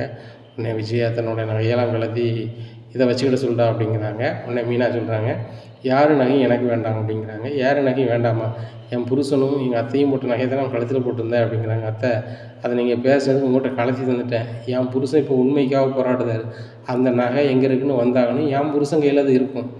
என் புருஷன் என்றைக்கு உழைக்காரோ அதைத்தான் நான் கழுத்தில் போடணும், தவிர்த்து இதை போட மாட்டேன். இது வந்து நீங்கள் வந்து கவரிங்காக மாற்றினது, நீங்களும் உங்கள் பையனை மாற்றினது வந்து அது குடும்ப நகை மாதிரி. பாட்டி என் மாமா வந்து ஆசீர்வாதத்தில் வாங்கி போட்டது, அதை வந்துட்டு நான் வந்து யாருக்காகவும் விட்டு கொடுக்க முடியாத, அதனால் வந்து எங்களுக்கு நகை வந்தே ஆகணும் அப்படி இப்படிங்கிறாங்க. நான் எப்படியாவது நான் 1 வாரத்தில் பண்ணி தந்துடுறேன், வச்சுறேன் அப்படி இப்படிங்கிறாங்க. உடனே அதெல்லாம் வேலைக்கே ஆகாது அப்படிங்கிறாங்க. உடனே ரோகிணி சொல்கிறாங்க, யாரை நம்புறீங்களோ நம்பலையோ முத்து, எனக்கே ரொம்ப அதிர்ச்சியாக தான் இருக்குது. நான் அந்த நகையை நான் ரெடி பண்ணி தந்துடுறேன், ஆனால் இன்னும் மனோஜ் கூட நான் வாழ மாட்டேன், இதை ரெடி பண்ணி தந்துட்டு நான் போயிடுவேன் அப்படிங்கிறாங்க. ரோகிணி நீ போயிடக்கூடாதுங்கிறதுக்காக தான் இவ்வளோ பண்ணேன் வச்சேன் அப்படிங்கிறாங்க. மனோஜ், நீ திருந்தவே மாட்டேன், ம். ஒரு வேலையுமே கிடைக்காம நான் வந்து சப்ளையராக வேலை பார்த்தேன் ஹோட்டலில் உனக்காகன்னு சொன்னேன். அதை நம்பி தான் சரி ரைட்டு நம்ம இவ்வளோ படிச்சிருந்தும் கூட ஒரு எச்சிலையை கூட எடுத்து நம்மளுக்காக எடுத்தானே வச்சானே அப்படின்னு சொல்லி நினச்சேன் அப்படிங்கிறாங்க. டேய் எச்சியலை எடுத்துகிட்டு தான் வந்து என்ன வந்து சாதாரண ஒரு சமையல்காரன் அப்படி இப்படின்னு பேசுனியா? ஆ அப்பா பணம் இல்லைன்னா உன்னால் வந்து அந்த சோ ஃபர்னிச்சர் ஷோரூம் வச்சுருக்க முடியுமா? ம் இல்லைன்னா வந்து நானாவது சமைச்சிக்கிட்டு இருந்திருப்பேன், நீ எச்சில தான் எடுத்துகிட்டு இருந்திருப்ப அப்படி இப்படிங்கிறாங்க. ரோகிணி இந்த கூட்டத்தோட கூட்டமாக இன்னும் நீ அசிங்கப்படுத்துறியா வைக்கிய அப்படிங்கிறாங்க. மனோஜ் உனக்கு இதை விட அசிங்கம் வந்து அந்த முத்து மீனா நகையை எடுத்துகிட்டு போய் நீ மாற்றி கவரிங் வச்ச பாரு, அவங்க இவ்வளோ கேவலமாக பேசுகிறாங்க. இதை விட உனக்கு அசிங்கம் ஒன்று இருக்கா? நகையை வந்து உன்னை கெட்டின பாவத்துக்கு நான் ரெடி பண்ணி கொடுக்கேன் அப்படிங்கிறாங்க. உடனே முத்து சொல்கிறாரு, யாருமே வந்து எங்களுக்காக கஷ்டப்பட்டு தர தேவையில்லை, எவன் திருடனுங்கிறது கண்டுபிடிக்கிறதுக்கு தான் இந்த நிலை, சரியா? என் ஃப்ரெண்டுகிட்ட நான் சொல்லிட்டேன், அந்த இன்ஸ்பெக்டர் என் ஃப்ரெண்டு தான், இவன் ஏமாந்தா 4 லட்சத்தை அவன் கண்டுபிடிச்சி தரேன்னு சொல்லிட்டாப்புல. அது 10 நாளில் தராரு, 1 மாதத்துல தராரு, எப்பவும் தராரு. அப்போ நான் என் முன்னாடி அதை நகையாக மாற்றிக்கிறேன். எவன் திருடன்னு தெரியணும்ல, தெரிஞ்சிட்டு. யார் உதவி பண்ணாங்க திருடங்கன்னு தெரியணும்ல, எங்கள் அம்மாவும் தெரிஞ்சிருச்சு. இவன் இந்த வீட்டில் இருக்கக்கூடாது, சரியா? அந்த கடை யாருக்கு உழைப்பில் வந்தது? எங்கள் அப்பா உழைப்பில் வந்தது. யார்கிட்ட இருக்கணும்? ரோகிணியம்மா பார்லரம்மா யார்கிட்ட இருக்கணும்? எங்கள் அப்பாட்ட இருக்கணும். அதனால் கடையை எங்கள் அப்பாட்ட கொடுத்துட்டு போயிட்டே இருக்க சொல்லுங்கள் அப்படிங்கிறாங்க. கடையெல்லாம் தர முடியாது அப்படிங்கிறாங்க. அதை தர முடியாது நீ எப்படில சொல்லுவ அப்படின்னு சொல்லி முத்து மறுபடியும் விழுவிழுன்னு வழுக்காரு. மனோஜ் மயங்கிடுறாரு. உடனே தண்ணி தெளிக்கிறாங்க. தண்ணி தெளிச்சுன்னா அப்பா தண்ணி தண்ணி அப்படிங்கிறாங்க. தண்ணி கொடுக்குறாங்க. தண்ணி விட்டு தெளிஞ்சிட்டே அவனை மறுபடியும் மிதிக்கம் பாரு அப்படிங்கிறாங்க. ஏய் விட்டுரு விட்டுரு விட்டுரு அப்படிங்கிறாங்க. உடனே விஜயா சொல்கிறாங்க, டேய் டேய் உனக்கு எதுவும் ஆயிராமடா அப்படிங்கிறாங்க. எதுவும் ஆகணும்னு தானே செய்தேன், எங்கள் அப்பா பணத்தையே ஏமாற்றிட்டு இவனுக்கு நான் பாவம் பார்த்துட்டு இருக்க முடியுமா? அது போக அவ்வளவு பொய். என் பொண்டாட்டி வீட்டிலேருந்து நகையை வந்து அப்படி பண்ணிட்டாங்க இப்படி பண்ணிட்டாங்க, ஒரு தவறு பண்ணிட்டேன் இப்படி நடந்துருச்சு, நான் மாற்றி தரேன், இல்லைன்னா கொஞ்ச நாள் பொறுங்கன்னு சொல்லிட்டு போகிறது பண்பாக இருக்குமா? ஏன் பொண்டாட்டி வீட்டை குறை சொல்ல, பாட்டி வீட்டை குறை சொல்ல, அவங்க கூட சேர்ந்துக்கிட்டு என்னெல்லாம் பண்ணிகிட்ருக்க நாயை அப்படி இப்படிங்கிறாங்க. உடனே அண்ணாமலை சொல்கிறாங்க, முத்து அவன் என்னத்தையும் மண்டு போகிறான், ஆனால் அந்த வீட்டில் இருக்கக்கூடாது, அவனை வீட்டை விட்டு அனுப்பிட்டு அவன் கடையே கூட பார்த்துட்டு போகிறான் அப்படிங்கிறாங்க. அப்போ கடையெல்லாம் கொடுக்க முடியாதுப்பா, வைக்க முடியாதுப்பா, கடை வந்து 3 பங்குப்பா, ரவிக்கும் பங்கு உண்டு, எனக்கும் பங்கு உண்டு, அவனுக்கும் பங்கு உண்டு அப்படிங்கிறாங்க. உடனே முத்துக்கிட்ட மனோஜ்கிட்ட அண்ணாமலை சொல்கிறாங்க, முத்து சொல்கிறது தான் கரெக்டு மனோஜ், அந்த கடை வந்து 3 பேருக்குமே பங்கு, நான் வேலை பார்த்த பணத்தை வந்து நான் பணமாக ஒரு இல்லாமல் அதை கொடுத்துருந்தா 3 பேருக்கு தான் சமமாக தான் கொடுத்துருப்பேன். அதனால் அந்த கடையை 3 பேர் நடத்துங்க, சரியா? வார லாபத்தில் 3 பங்கு அப்படிங்கிறாங்க. உடனே மனோஜ்கிட்ட வந்து ரவி சொல்கிறாரு, என்ன சமயக்காரன் சொல்லிகிட்டு இருக்கல, எங்கள் அப்பா பணத்தால் நானும் ஒரு ஷேர் ஓனரு, சரியா? முத்தும் ஓனரு, அதனால் மரியாதையாக நடந்துக்க. உனக்கு வந்து வியாபாரம் ஒழுங்காக பண்ண தெரியல, அதனால் வந்து இன்னுமே கல்லால் வந்து முத்தும் நானாக தான் இருப்போம். நீ வந்து அந்த கடையில் ஒரு வேலை பார்க்குற ஆள் மாதிரி தான், சரியா? அந்த கடையில் யார் ஒரு ஸ்டாஃப் நல்ல வேலை பார்க்கலையோ அவங்கள நீக்கிட்டு உன்னை வேலை சேர்த்த கணக்கு தான் அங்கே தான் இருக்கணும். ஷேரில் வந்து 3 பங்கு அப்படிங்கிறாங்க. ஒருத்தர் இருக்கும்போது எனக்கு வியாபாரம் அவ்வளோ வைக்கல, உங்களுக்கெல்லாம் சேர்த்து தர முடியாது, வைக்க முடியாது அப்படின்னு சொல்கிறாரு மனோஜ். உடனே முத்து சொல்கிறாரு, நீ பண்ண முடியுமா முடியலையான்னு கேட்கல, நாங்கள் சொன்னதை நீங்கள் கேட்டாகணுங்கிறது தான் எங்களுடைய கணக்கு, சரியா? அப்படி இப்படின்ட்டு இருக்காங்க. இந்த சூழ்நிலையில் இன்ஸ்பெக்டர் ஃபோன் அடிக்கிறாங்க முத்துக்கு ஃபோன் அடித்து, முத்து ஒரு நல்ல செய்தி அப்படிங்கிறாங்க. என்னென்னப்பா அப்படிங்கிறாங்க. உங்கள் அண்ணங்கிட்ட ஏமாற்றிட்டு போனாங்கள்ல, அந்த டீமை பிடிச்சிட்டோம், நேராக ஸ்டேஷனுக்கு வாங்க அப்படிங்கிறாங்க. அப்போ ஒரு நல்ல செய்திப்பா, இந்த கோமாளி வந்து ஏமாந்த பணத்தை வந்து போலீஸ் பிடிச்சிட்டாங்களாம் அப்படிங்கிறாங்க. டேய் நான் ஸ்டேஷனுக்கு போகிறேன் அப்படிங்கிறாங்க. ஸ்டேஷனுக்கு நீ போகிறியா? நம்ம சேர்ந்து போவோம், அந்த பணம் வந்தாகணும், அந்த பணத்தை வச்சு தான் மீனாவுக்கு நகை வாங்கி ஆகணும், புரியுதா அப்படிங்கிறாங்க. ஸ்டேஷனுக்கு போகிறாங்க. ஸ்டேஷனுக்கு போனோன்னே இவங்க தான் பாருங்கள் அப்படிங்கிறாங்க மனோஜ்ட்டு. இவங்க தான் அப்படிங்கிறாங்க. 2வது வந்த டீம் இவங்களான்னு பாருங்கள் அப்படிங்க. ஆமாம் இவங்க தான் அப்படிங்கிறாங்க. இவங்க ஃபர்னிச்சர் பொருள்லாம் எங்கே அப்படிங்கிறாங்க. அதெல்லாம் வந்து நாங்கள் எப்போவும் வந்து வேறு ஆள்கிட்ட குறைஞ்ச ரேட்டுக்கு விற்றுட்டோம் அப்படிங்கிறாங்க. இப்போ இவங்ககிட்ட வாங்கின பணம், இவங்ககிட்ட கொடுக்க வேண்டிய பணத்தை எங்கே அப்படிங்க, பணம்லாம் இல்லை அப்படி இப்படிங்கிறாங்க. உடனே போலீஸ் சொல்லுதாங்க, ஒழுங்கு மரியாதையாக பணம் வருதா இல்லை அப்படி என்ன செய்வோன்னு தெரியுமில்ல உங்களுக்கு, ஏகப்பட்ட கேஸ் இருக்குது, அப்புறம் பெண்டிங் கேஸ்லாம் போட்டு பாடாப்படுத்தி விடுவோம் அப்படிங்கிறாங்க. சரி சார் அப்படிலாம் செஞ்சிடாதீங்க அப்படின்னு சொல்லிட்டு அங்கே ஒரு ஆளுக்கு ஃபோன் அடிக்கிறாங்க. அவங்க 4 லட்ச ரூபாய் கொண்டு வராங்க. கொண்டு வந்து நம்ம அப்படிங்க இந்த பணத்தை வந்து வாங்கிட்டு உங்கள் அண்ணனை கையெழுத்து போட சொல்லுங்கள் அப்படிங்கிறாங்க. மனோஜ் பணத்தை வாங்குறாரு, வாங்கிட்டு கையெழுத்து போடுறாரு. சரி மேல் நடவடிக்கை தேவையில்லைன்னு எழுதி கொடுங்க அப்படின்னு எழுதி கொடுத்துட்டு ஸ்டேஷனுக்கு வெளியே வராங்க. உடனே மனோஜ் பணத்தை கொண்டா அப்படிங்கிறாங்க. இல்லை இந்த பணம் நான் எனக்கு தேவையான பணம் அப்படிங்கிற பணம் தேவையான பணமா, மீனை நான் என் தாத்தா வாங்கி கொடுப்பாரு அப்படின்னு சொல்லிட்டு அந்த பணத்தை வாங்கிட்டு மீனாவா நம்ம நகை கடைக்கு போவோம் அப்படின்னு சொல்லிட்டு நேராக நகை கடைக்கு போகிறாங்க. போயிட்டு மீனாவுக்கு நகை பார்க்குறாங்க. மீனா வந்து பாட்டிக்கு ரெட்டை உடஞ்ச கிண்டி எடுக்கிறதுக்கு பார்க்காங்க. உடனே என்ன வேணா உனக்கு நகை எடுப்பேன்னு பார்த்தா பாட்டி எடுத்துகிட்ருக்க அப்படிங்கிறாங்க. இல்லைங்க, நம்ம அன்றைக்கி ரெட்டை சங்கிலி போடணும்னு ஆசைப்பட்டோம், ஆனால் நம்மளால் போட முடியல, இன்றைக்கி எடுத்துக்கொண்டு போட்டு வந்துடுவோங்க அப்படிங்கிறாங்க. அதுவும் சரி தான் மீனா அப்படின்னு சொல்லிட்டு ரெட்டை சங்கிலி எடுக்கிறாங்க. எடுத்துகிட்டு நேராக கிராமத்துக்கு போகிறாங்க. பாட்டி வந்து ரொம்ப சோகமாக இருக்காங்க. நம்ம நகரத்துக்கு போனோம், பேரம்பேத்தியோட சந்தோஷமாக இருந்தோம், இங்கே வந்தோடனே தனிமையில் இருக்கிறது மாதிரி இருக்குது. சரி, விவசாயத்தை கொஞ்சம் நாளைக்கு கழிச்சு யார்ட்டையாவது கொடுத்துட்டு விவசாயம் பண்ணுங்கன்னு சொல்லி பேரம்பேத்தியோட போய் இருக்க வேண்டியதான் அப்படின்னு மனசுக்கு நினச்சிக்கிட்டு முத்தையும் மீனா நினச்சி ரொம்ப ஃபீல் பண்ணிகிட்டு இருக்காங்க. கண்ணை திறந்து பார்க்குறாங்க, முத்து மீனாவும் ஏற்றாப்புல இருக்காங்க. கனவுலையும் அவங்க நேரில் இருக்கிறது மாதிரியே இருக்குது அப்படின்னு சொல்லிட்டு இருக்காங்க பாட்டி. பாட்டி கனவுல நானும் மீனாவும் தான் அப்படின்னு சொல்லி கத்துறாங்க. ஏய் முத்து, மீனா எப்படி வந்தீங்க அப்படிங்கிறாங்க. பாட்டி காரில் தான் வந்தோம், உங்களை பார்க்கணுன்னு தோணுச்சா வந்துட்டோம் அப்படிங்கிறாங்க. டேய் என்னடா முத்து திடீர்னு வந்துட்டீங்க அப்படிங்கிறாங்க. இல்லை பாட்டி, உங்களுக்கு வந்து நான் 80வது பிறந்தனால ரெட்டை சங்கிலி போட ரொம்ப ஆசைப்பட்டோம். எங்களால் அன்றைக்கி சூழ்நிலையில் போட முடியல. மீனாவோட நகையை வந்து அம்மாவும் மனோஜும் சேர்ந்து அதை வந்து கவரிங்காக மாற்றி வச்சுருக்குறாங்க அப்படிங்கிறாங்க. என்னடா சொல்கிற அப்படிங்கிறாங்க. ஆமாம் பாட்டி, சுருதி அம்மா கூட சொன்னாங்க அந்த ஃபங்க்ஷனில், அந்த நகை வந்து கவரிங் மாதிரி இருக்குது அப்படின்னு சொன்னாங்க. நீங்களும் நம்மளும் வந்து ஏன் இப்படி பேசுகிறீங்க வைக்கிறேன்னு சொல்லிட்டு சொன்னாலும் கூட உண்மை அதுவாக தான் இருந்திருக்கு பாட்டி. ஆனால் எங்களுக்கு அது முன்னூட்டியே தெரியும். ஆனால் வந்து சொன்னால் அவங்க மனசோ யார் மனசோ கஷ்டப்படக்கூடாதுன்னு சொல்லலை அப்படிங்கிறாங்க. இப்போ மட்டும் அதுக்கு என்னடா செஞ்சீங்க அப்படிங்கிறாங்க. அந்த நகையை வாங்கியாச்சு பாட்டி அப்படிங்கிறாங்க. எப்படி வாங்கி தந்தான் அப்படிங்கிறாங்க. அவன் ஏமாந்த கோழி ஒரு ஆள்கிட்ட வந்து பணத்தை ஏமாந்துருப்பான் போல்.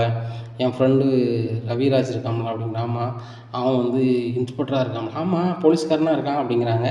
அவன் வந்து நம்ம ஊர்லேயே டூட்டி பார்த்துட்டான்மா, அவன்கிட்ட சொல்லி அந்த பணத்தை வாங்கியாச்சு, வாங்கி நகையை வாங்கிட்டு தான் இங்கே வரோம் அப்படிங்கிறாங்க. ஏய் முத்து, இவ்வளோ போராட்டத்துக்கு மத்தியில் அந்த நகை வந்திருக்கு, நீ யார் கழுத்தில் போட்டிருக்கணும் அப்படிங்கிறாங்க. இல்லை பாட்டி, மீனா வீம்புக்காரி, உங்களை மாதிரியே தெரியாத ஒன்றும் இல்லை உங்களுக்கு. அவள் வந்து சொல்லிட்டா, நான் என் கழுத்தில் தங்க நகை ஏறினா உங்கள் உழைப்பால் மட்டும்தான் நடக்கும், இல்லைன்னா நான் பண்ணவே மாட்டேன் அப்படி இப்படின்னு சொல்லிட்டா. அதனால தான் என்ன செய்ய முடியும் பாட்டி, என்னால் ஒன்றும் செய்ய முடியல அப்படிங்கிறாங்க.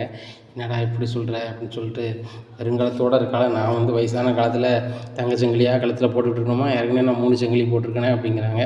பாட்டி அது கூட சேர்த்து 4வது சங்கிலியாக போடுங்க, ரெட்டை சங்கிலி வந்து ரொம்ப சூப்பராக இருக்கும் அப்படின்னு சொல்லி கழுத்தில் போடுதாங்க. பாட்டி 10 வயசு குறைஞ்சிருச்சு அப்படி இப்படின்ட்டு இருக்கும்போது பாட்டி சிரிக்கிறாங்க. மனசுக்குள்ளே பாட்டிக்கு கவலையாகவே இருக்குது. நம்ம வயசான காலத்தில் தங்க நகையை போட்டு நம்ம அலங்காரம் பண்ணுறோம்.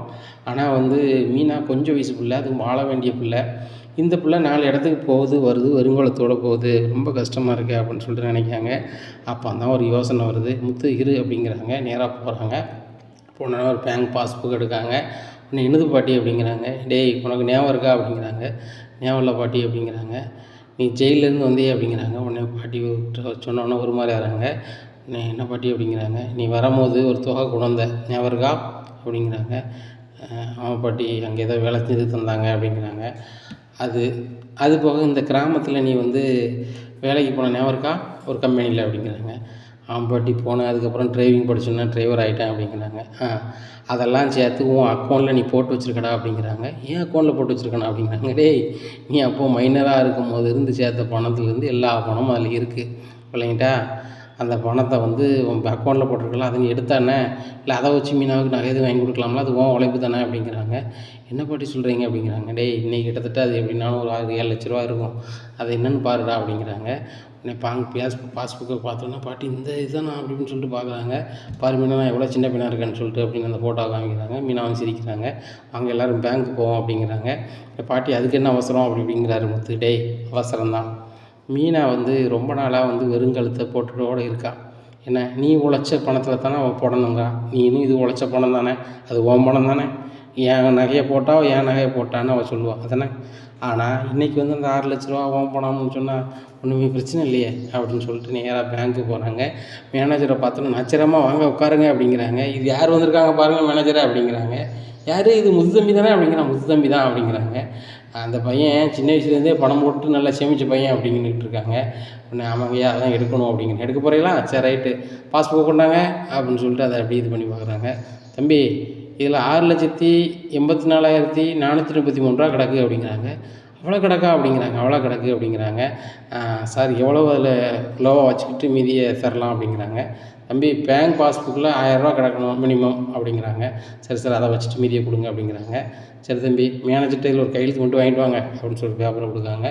ஏன்னா மேனேஜர்கிட்ட போய் கையெழுத்து வாங்குறாங்க. உடனே மேனேஜர் கேட்குறாங்க, தம்பி இவ்வளோ பணத்தை எடுக்கீங்களே, இதை வச்சு என்ன செய்ய போகிறீங்க அப்படிங்கிறாங்க. ஐயா முக்கியமான வேலை இருக்கியா, என் வீட்டம்மா வந்து வெறுங்கலத்தோடு இருக்கா, அவளுக்கு நகை பண்ணி போடணும் அப்படிங்கிறாங்க. தம்பி வெரி குட் தம்பி, நிறைய பேர் பணத்தை வீணாக்குறாங்க, அதான் ஒரு வார்த்தையாக கேட்குறேன். சரி கேட்கணுன்னு தோணுச்சு, உங்களை பார்த்தோன்னா தான் கேட்டேன் அப்படிங்கிறாங்க. அதனால் ஒன்றும் இல்லை அப்படிங்கிறாங்க. பணத்தை வாங்குறாங்க. பணத்தை வாங்கினாலும் மீனாவுக்கும் முத்துக்கும் பயங்கர சந்தோஷம். பாட்டிக்கு அதை விட அளவு கடந்த சந்தோஷம். உடனே பாட்டி வாங்க நம்ம எல்லோரும் நகை கடைக்கு போவோம்னு சொல்லி நகை கடைக்கு போகிறாங்க. மீனாவுக்கு ஏற்ற மாதிரியே சூப்பரான நகையை வாங்குறாங்க. வாங்கிக்கிட்டு மீனா கழுத்தில் போட்டு விட்றா பேராண்டி அப்படிங்கிறாங்க. அந்த நகை கடையிலே போட்டு விடுதாங்க. உடனே மீனாவுக்கு பயங்கர சந்தோஷம். தாலி கொடிலாம் நம்ம இன்றைக்கி போட்டோம், வச்சிட்டோம், நகைலாம் போட்டோம் அப்படின்னு சொல்லிட்டு.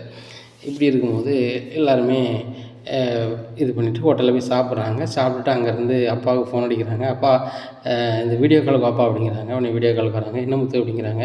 மீனா கழுத்தில் நகையை பாருங்கப்பா அப்படிங்கிறாங்க. டேய் சூப்பராக இருக்குடா, நகையை வாங்கி போட்டிங்களா அப்படிங்கிறாங்க. அப்பா அந்த பணத்துக்கு பாட்டிக்கு ரெட்டை உடஞ்சங்கிலி போட்டாச்சுங்க பாருங்கள் அப்படிங்கிறாங்க. ஆமாடா அம்மாவுக்கு ரெட்டை உடஞ்சங்கிலி போட்டேன், இது மீனாவுக்கு எப்படி போட்டேன் அப்படிங்கிறாங்க. இல்லைப்பா நான் சின்ன வயசில் வந்து உழைச்சதை பாட்டிகிட்ட கொடுத்து வச்சுருந்தேன், அதை வந்து பேங்க்கில் என் அக்கௌண்ட்லேயே போட்டு வச்சுருந்தாங்க. இப்போ அந்த பணம் இருக்குது, அது உன் உழைப்பு தானடா, உன் உழைப்பில் தானே மீனா வந்து நகை போடுன்னு சொல்கிறா, அது உன் உழைப்பு தானே, அதில் எடுத்து கொடுன்னு சொன்னாங்க, அதுதான் அப்பா எடுத்து கொடுத்துட்டேன் அப்படிங்கிறாங்க. டேய் ரொம்ப சந்தோஷம்டா, உண்மையிலே உன் பொண்டாட்டிக்கு நீ உழைச்சி தான் போடணும்னு சொன்னால் அதேமாதிரி நீ செஞ்சிட்டடா, ரொம்ப சந்தோஷமாக இருக்குடா அப்படி இப்படின்னுட்டு இருக்காங்க. உடனே விஜயாவும் அந்த வீடியோ கால் வராங்க. பார்த்துட்டு மீனா கழுத்தில் நகையை பார்த்துட்டு, ஓ அந்த பணத்துக்கு போலீஸ் ஸ்டேஷனில் வாங்கின பணத்துக்கு வாங்கிட்டாளா அப்படின்னு சொல்லிட்டு, ஏங்க அவள் ரொம்ப பீத்திக்கிட்டு இருந்தா, இந்த மாதிரி நம்ம வீட்டு பணத்தில் நகை போட மாட்டேன், என் புருஷன் கிழிச்சா தான் வந்து நான் வந்து பெரிய அளவில் நகை போடுவேன் அப்படி இப்படின்னுட்டு இருந்தால், இப்போ வந்து இந்த வீட்டு பணத்தில் தானே போட்டிருக்கா அப்படிங்கிறாங்க. இந்த வீட்டு பணத்திலலாம் போடலை, இப்போவும் அவன் புருஷன் பணத்தில் தான் போட்டிருக்கா அப்படிங்கிறாங்க. என்னங்க சொல்கிறீங்க அப்படிங்கிறாங்க. போலீஸ் ஸ்டேஷனில் வாங்கின பணத்துக்கு எங்கள் அம்மாவுக்கும் ரெட்டை உடஞ்சங்கிலி வாங்கி போட்டுட்டான், விளையாண்டா போட்டுட்டான். இப்போ அப்போ அவள் கழுத்தில் போட்டிருக்கிறது வந்துட்டு இந்த மாதிரி முத்து உழைச்சது பணம் அப்படிங்கிறாங்க. அவனுக்கு எப்படிங்க எவ்வளோ உடனே உழைக்க முடியும் அப்படிங்கிறாங்க. அவன் சின்ன வயசில் உழைச்சி கொடுத்ததை எங்கள் அம்மா பேங்கில் போட்டு வச்சுருந்துருக்காங்க, அதை எடுத்துப்போ வந்து அவனுக்கு சங்கச்சங்கிலி பண்ணி போட்டிருக்கான் அப்படிங்கிறாங்க. இதை கேட்ட விஜயா ரொம்பவே ஷாக்காகிறாங்க. அப்போ சின்ன வயசில் உழைச்சி எங்கள் மாமியார்கிட்ட கொடுத்தா வச்சுருக்கானா, நானும் சும்மா வெட்டியாக வாங்கிட்டு கிடப்பான்னு நினச்சேன் அப்படின்னு சொல்லிட்டு முடிக்காங்க. உடனே மனோஜ் வராங்க. என்னதுமா சொல்கிறாங்க அப்படிங்கிறாங்க. டேய் முட்டாப்பையில், நீ வந்து இவ்வளோ படித்து என்னடா செய்கிறது, அவன் ஒரு கை நாட்டு, அவனே உழைச்சி வந்து பேங்கில் போட்டு வச்சுருக்கான், 6 லட்ச ரூபாய்க்கு மேலே போட்டு வச்சுருந்தானா, அதை இப்போ எடுத்து அவன் பொண்டாட்டி நகை பண்ணி போட்டிருக்கான் அப்படிங்கிறாங்க. ஏம்மா அதெல்லாம் ஃப்ராட் விடாமா, ஸ்டேஷனில் அவனை பணத்தில் வாங்கி போட்டிருப்பான் வச்சுருப்பான் அப்படிங்கிறாங்க. டேய் அது அவங்க பாட்டிக்கு சங்கிலி வாங்கி போட்டானா அப்படிங்கிறாங்க. அப்படியாம்மா அப்படின்னு சொல்லிட்டு முழிக்காங்க. இனிமையாட்டு புத்திசாலித்தனமாக இருடா அப்படிங்கிறாங்க. இன்னும் புத்திசாலித்தனமாக இருந்து என்ன சும்மா செய்கிறது, நான் ஓனராக நடத்திட்டு இருந்த கடையை நீ ஒரு லேபர் ஆகிட்டாங்க, அந்த கடையை 3 பங்கு போட்டாங்க, 3 பங்கில் என்ன கிடைக்கும், இன்றைக்கி ஒரு 1000 ரூபாய்க்கு ஓடுதுன்னா ஆளுக்கு 300 சில்லறை தான் பங்கு, அந்த 330 ரூபாய் வச்சு என்ன செய்ய முடியும் அப்படிங்கிறாங்க. டேய் முட்டாள், முதல்ல உனக்கு அறிவு இருந்திருக்கணும், உன் மாமனார் பணம்னு சொல்லுறதுக்கு முன்னக்கூட்டி, அப்பா இது உங்கள் பணம் தான் கிடச்சிருச்சு, இதை நீங்கள் ஆசீர்வாதம் பண்ணி தாங்கப்பான்னா தரப்போகிறாரு, ஏன்ட்ட வாங்கி தானே நான் வாங்கி தரப்போகிறேன், நீ என்கிட்டையும் போய் சொல்லி ரோஹினோட அப்பா தான் பணம் வந்தார் வச்சார் லொட்டு லொசுக்குன்னு இப்போ எல்லோரும் அசிங்கப்பட்டு இந்த வீட்டில் எனக்கு மரியாதைலாம் போய் இந்த முத்து மீனா இந்த வீட்டில் பாஸ் ஆகிட்டாங்க, நான் ஃபீஸ் ஆகிட்டேன், நீ லூஸ் ஆகிட்ட அப்படிங்கிறாங்க. அம்மா எப்படியாவது என்கிட்ட எல்லாத்தையும் பேசி எனக்கு மட்டும் அந்த கடையை வாங்கி தாங்கம்மா, நீங்கள் நினச்சா முடியுமா அப்படிங்கிறாங்க. நான் நினச்சா ஒரு ரூபாய் சோறே இந்த வீட்டில் ஆக்கி சாப்பிட முடியாது, அந்த நிலமையில் இருக்கேன், மீனா வச்சது தான் வருசை, அது போக முத்து மீனாவும் என்ன சொல்கிறாங்களோ அதுதான் நம்ம கேட்டாங்க, நம்ம வேறு வழி கிடையாது, என்ன கடையே வந்து அவன்கிட்ட கம்ப்ளீட்டாக கொடுக்கறதுக்குள்ள முயற்சிகள் இந்த வீட்டில் நடந்துகிட்ருக்கு அப்படிங்கிறாங்க. என்னம்மா சொல்கிறீங்க அப்படிங்கிறாங்க. ஆமாம் ரவி வந்து நான் வந்து ரெஸ்டாரண்ட் தான் வைக்க போகிறேன், என்னால் வந்து ஃபர்னிச்சர் கடையை பார்க்க முடியாது ரவி, பார்க்க முடியாது முத்து, நீனே பார்த்துக்கோ, மனோஜை நம்பாத, மனோஜை வந்து ஒரு லேபர் மாதிரியே வச்சுக்கோன்னு அவனே சொல்கிறான், இப்படி இருக்கும்போது நீயே கடை விட்டு அனுப்பிடுவாங்க, ஒழுங்கு மரியாதையாக அந்த கடையை வந்து உன் மேலே கைப்பற்றணும் அப்படின்னு சொன்னால் நீ ஒழுங்கு மரியாதை நல்ல பிள்ளை மாதிரி நடந்துக்க, உங்கள் அப்பா மனசுக்கு நீ வந்து தொழிலுக்கு சூப்பரான பையன் அப்படின்னு உங்கள் அப்பாவுக்கு தோணுச்சுன்னா மனோஜ்டே அந்த கடையை கொடுத்துட்டா முத்து அப்படின்னு சொன்னால் உங்கள் அப்பா சொன்னால் அப்படியே கேட்பான். அதனால் உங்கள் அப்பா ஒன்று நல்லவங்க மாதிரி நினைக்கிற மாதிரி நடந்துக்கோ, அப்படி நடந்தால் மட்டும்தான் கடை மறுபடியும் உனக்கு திரும்பி வரும், இல்லையா நீ மறுபடியும் உன் பொண்டாட்டி சொன்ன மாதிரி எச்சில் எடுக்க அந்த ஹோட்டலுக்கு தான் போகணும், அங்கேயும் முத்து ஹோட்டலில் எந்த ஹோட்டலும் தெரிஞ்சுக்கிட்டான் அப்படின்னா உன்னை வேலை பார்க்க விட மாட்டான் அப்படிங்கிறாங்க. இந்த மனோஜ் ரொம்பவே சிந்தனையாகி ரொம்ப சோகமாகிடுறாரு. சூழ்நிலையில் ரோகிணி வந்து பார்லர் கிளம்பி போகிறாங்க. அப்போ விஜயா சொல்கிறாங்க, ஏம்மா பார்லர் தானே போகிறா அப்படிங்க. ஆமாம் ஆண்டி அப்படிங்கிறாங்க. மனோஜை கூட வச்சுக்கம்மா, உனக்கு ஹெல்ப்ஃபுல்லாக இருப்பான் அப்படிங்கிறாங்க. ஆண்டி எங்கள் மூளை இருந்தால் மட்டும்தான் அங்கே வந்து செயல்பட முடியும், மூளை இல்லாதவங்களாம் அங்கே யூஸ் ஆக மாட்டாங்க ஆண்டி, நான் கிளம்புறேன் அப்படின்னு சொல்லிட்டு போயிடுறாங்க. என்னம்மா இப்படி பேசுகிறா அப்படிங்கிறாங்க. கரெக்டாக தானடா சொல்கிறா, உனக்கு மூளை இல்லைன்னு சொல்கிறா. இந்த முட்டா பைய கூட நான் வாழையன் வாழணும்னு சொல்லிட்டு ஒரு நாள் சொல்லிட்டு போகிறா அப்படிங்கிறாங்க. என்னம்மா இப்படிலாம் சொல்கிறீங்க அப்படிங்கிறாங்க. பிறகு எப்படி சொல்லுவாங்க, நீ வந்த பணத்தை வச்சு உனக்கு எப்படி வாழணும்னு தெரியல. ஏன்னா அகந்த கால் வச்ச, இப்போ கிழிஞ்சிட்டு போயிடுச்சு, முடிஞ்சு போச்சா. உன் பொண்டாட்டி இப்போ எவ்வளோ நாசுக்காக சொல்லிட்டு போகிறா பாரு. மூளை இல்லாதவனை நான் வேலைக்கு வச்சுக்க முடியாது, நான் வேலை பார்க்குற இடத்துல, நான் தொழில் பண்ணுற இடத்துலன்ட்டு போகிறா. நாளைக்கு இப்பேற்பட்டவங்க கூட வாழ மாட்டேன்ட்டு போனால் அன்றைக்கி நீ என்ன செய்வ? நடுமரமாக தானே நிற்ப. இந்த வீட்டில் உனக்கு யாராவது ஹெல்ப் பண்ணுவாங்களா? என்ன தவிர உனக்கு நான் இவ்வளோ உதவி பண்ணிட்டு தான் இன்றைக்கி நான் ரொம்ப சங்கடப்பட்டு போய் நிற்கேன். இந்த முத்து மீனாவும் இன்றைக்கி இந்த வீட்டில் இல்லை, நான் சந்தோஷமாக இருக்கேன். அவங்க வந்த பிறகு நான் குனிஞ்சு நாணம் கட்டி போய் தான் இருக்கணும். அந்தளவுக்கு தான் இந்த வீட்டில் என் நிலமை இருக்குது. எல்லாமே காரணம் நீ தான், சரியா? ஒழுங்கு மரியாதை தூர போயிரு அப்படிங்கிறாங்க. என்னம்மா நீங்களே தூர போனால் எங்கள் அம்மா போவேன் அப்படிங்கிறாங்க. எங்கேயோ போடா அப்படிங்கிறாங்க விஜயா. இனி என்ன நடக்கும் மனோஜ் வாழ்க்கையில் அப்படிங்கிறத பொறுத்து பார்க்கலாம். நம்ம சேனலை நீங்கள் மறக்காமல் லைக் அண்ட் சப்ஸ்கிரைப் பண்ணுங்கள். நன்றி, வணக்கம்.